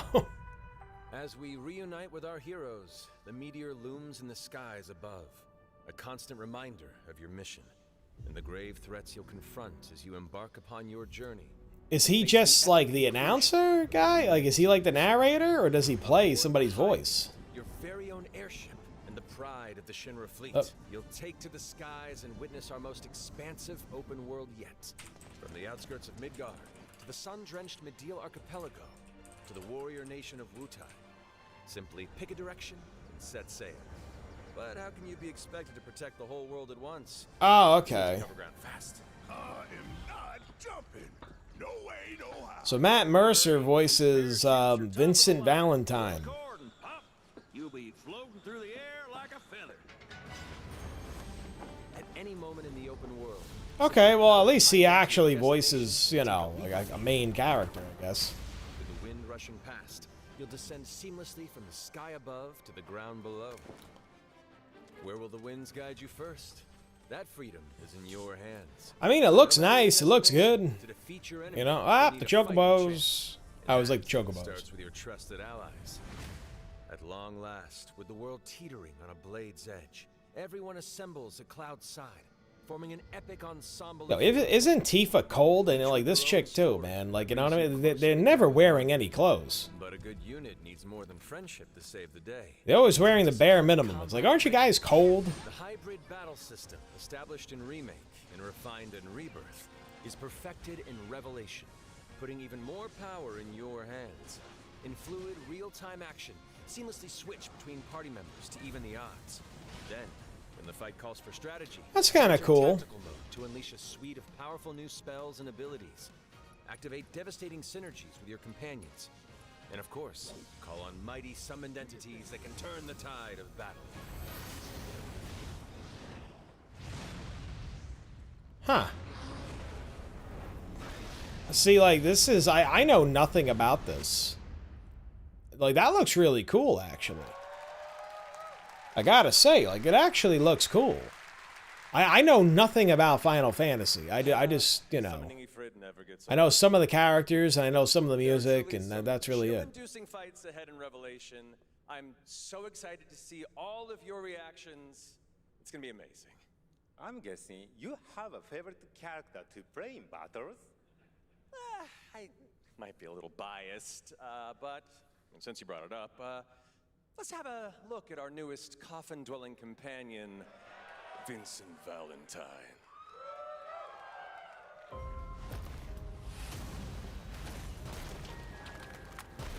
I won't return to my coffin until we've put Sephiroth in his.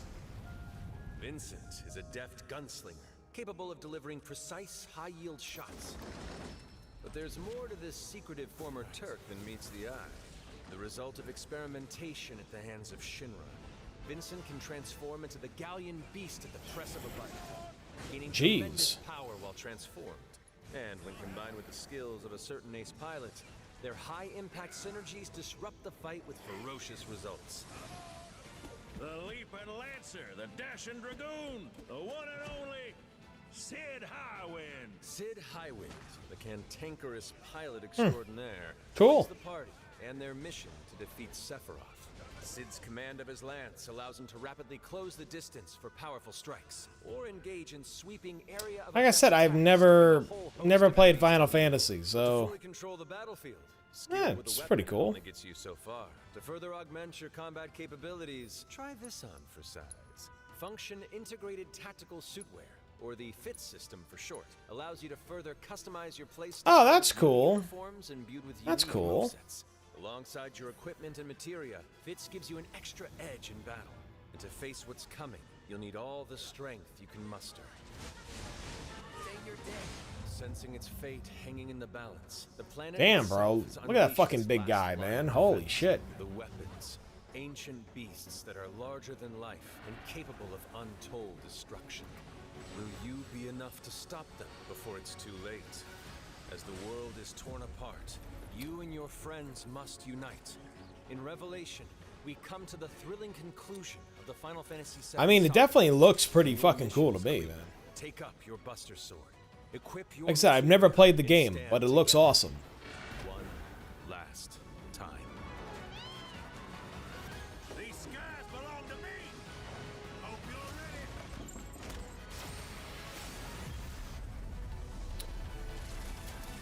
Is it on PC? I'm guessing it's on PC.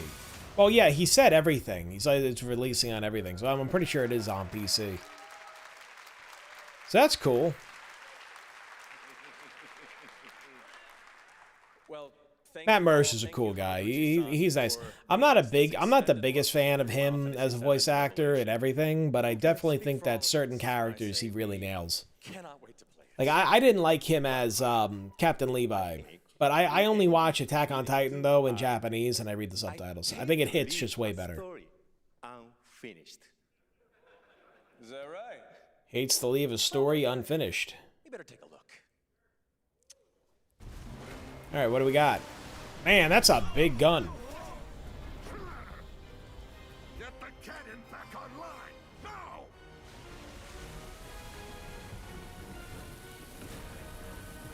That's a bigger boy. Some fucking Cthulhu looking thing, man.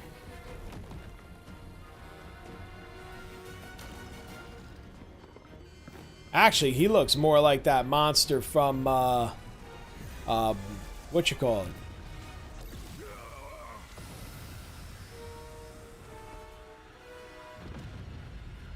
Thing kind of looks like the monster from Pacific Rim. That kaiju. At last, all right. The promise is fulfilled. The journey ends here.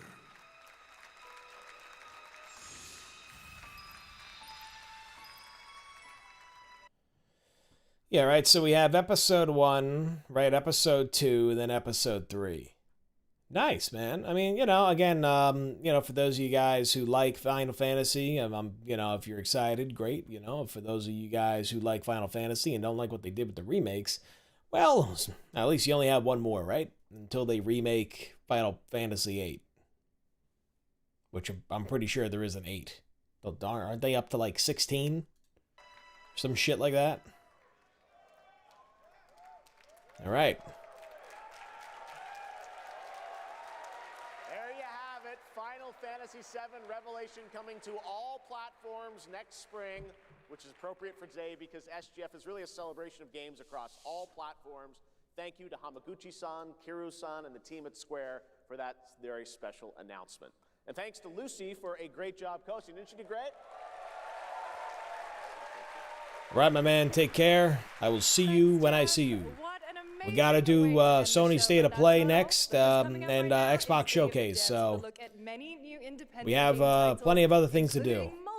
See you next time. That's right. Tons of all right, guys. So, yeah, I mean, taking a look here. I don't know if I necessarily want to look at everything here, but let's scrub through real quick. Have a great summer, everybody. All right, so let's see. This is all like the indie stuff, which you know, hey, listen, I support indie game devs, but you know, we can't look at everything, and I do have work in the morning. So let me see though here. I saw a still image of something that actually looked very, very interesting that I would like to. Yep, that's right here.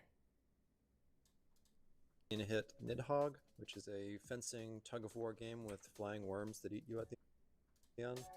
About I just me. It's not a so is that anything is possible. Did it not? However, it didn't really skip. That you could guess what this next game is.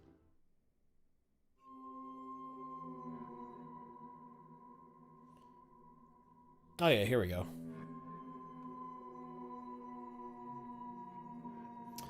Oh, this is like, okay, so this is not actually graphics, this is like recordings. Hello, okay, I thought that those were graphics for a minute, and I was like, yeah, like those graphics look insane for an indie dev game. To keep it fueled up and repaired. You can go on the land, walk from place to place, and meet the people living in this world. Those this looks kind of cool. Strange, but you'll find that as you talk to them, you'll pick up quests and learn a lot about the place that they live. I don't know what game this is, but it actually looks kind of cool. The important part of the game, fishing. At least I like the art style. Mini game. You start by checking the water, right, casting your line, and then you wait. Well, looks like the rest of these are basically just a bunch of indie titles. So I'm just gonna use this guy's thing again here, and I'm just gonna look through. All right, yeah. So it looks like it's all just kind of indie games. So basically, you know, here's the deal, right? So I'm just gonna scoot us back over here.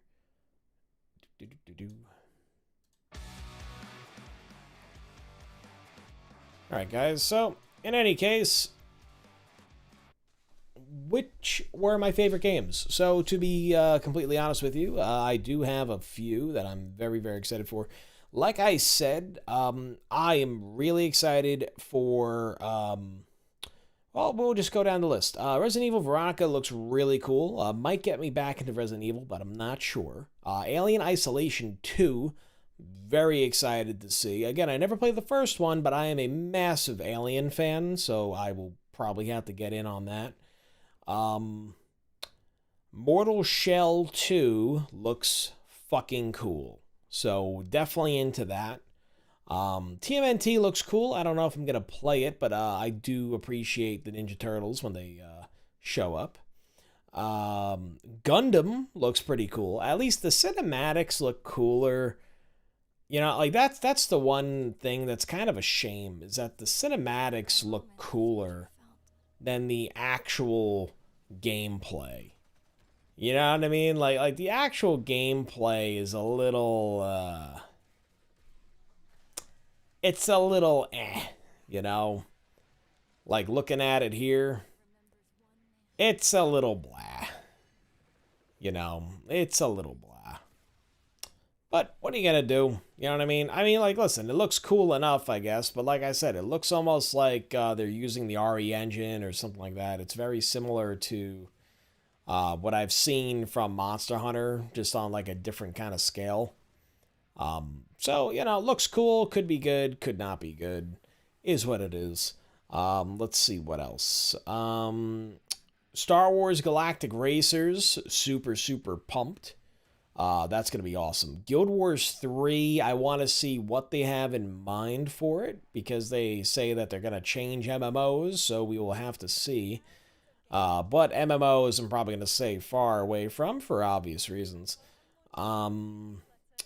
So there's that. Like I said, Galactic Racers is fantastic. Definitely want to see that. RuneScape DragonWilds, it looks cool, but again, if it's like a true MMO type deal, I'm probably not gonna stream it. At least I might play it, but honestly, working and streaming at the same time, well, it's kind of one or the other. If I was streaming full time and making content full time, then yeah, I mean, I would definitely play more of these games. But, you know, until that time, I just can't really do it.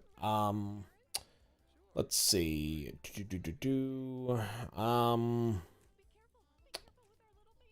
What is this? Soul Frame. This looked cool.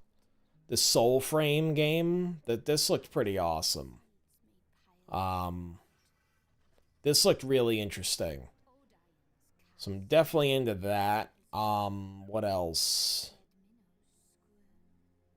Did I miss something? Lords of Fallen 2, I'm interested in.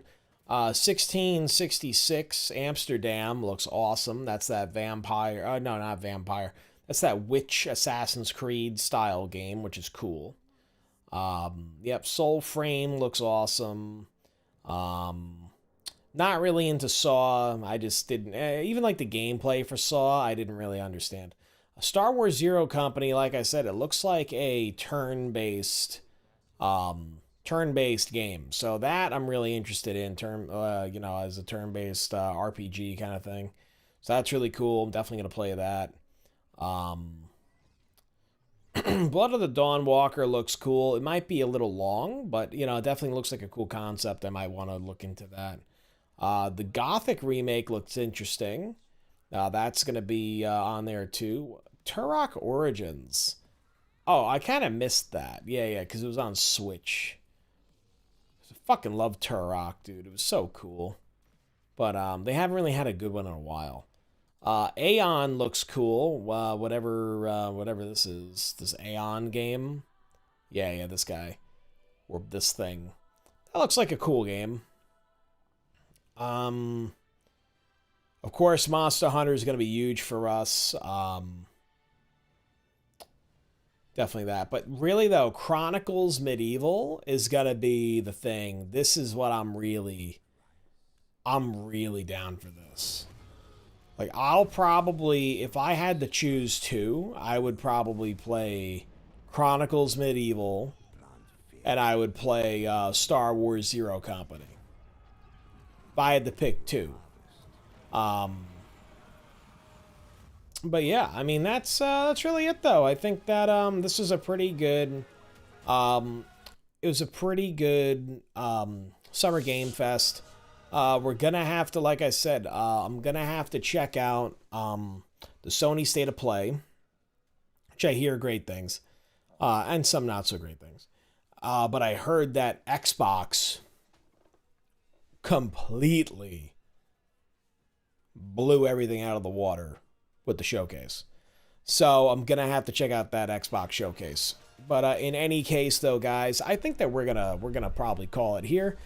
Thank you for everybody who came by. Once again, if you do enjoy my breakdowns and discussions and talking about the animation side of things and, you know, what goes into making these games and what's kind of like the behind the scenes stuff on it, or somebody who could at least explain what the hell the behind the scenes is, let me know in the comments. Comment below, give me a like, and I'll know to keep, you know, talking about that and yapping. So anyway, guys, have a great rest of your night. I love you all. I will see you next time. And yeah, I think that's a great clip to stop on. All right. So love you all. Take care. Have a fantastic night. 2026, 2027 is shaping up to be, I think, the next golden age of games from everything that I've seen. So let's hope they deliver. Okay, take care, guys. Love you all. Have a good one. Bye-bye.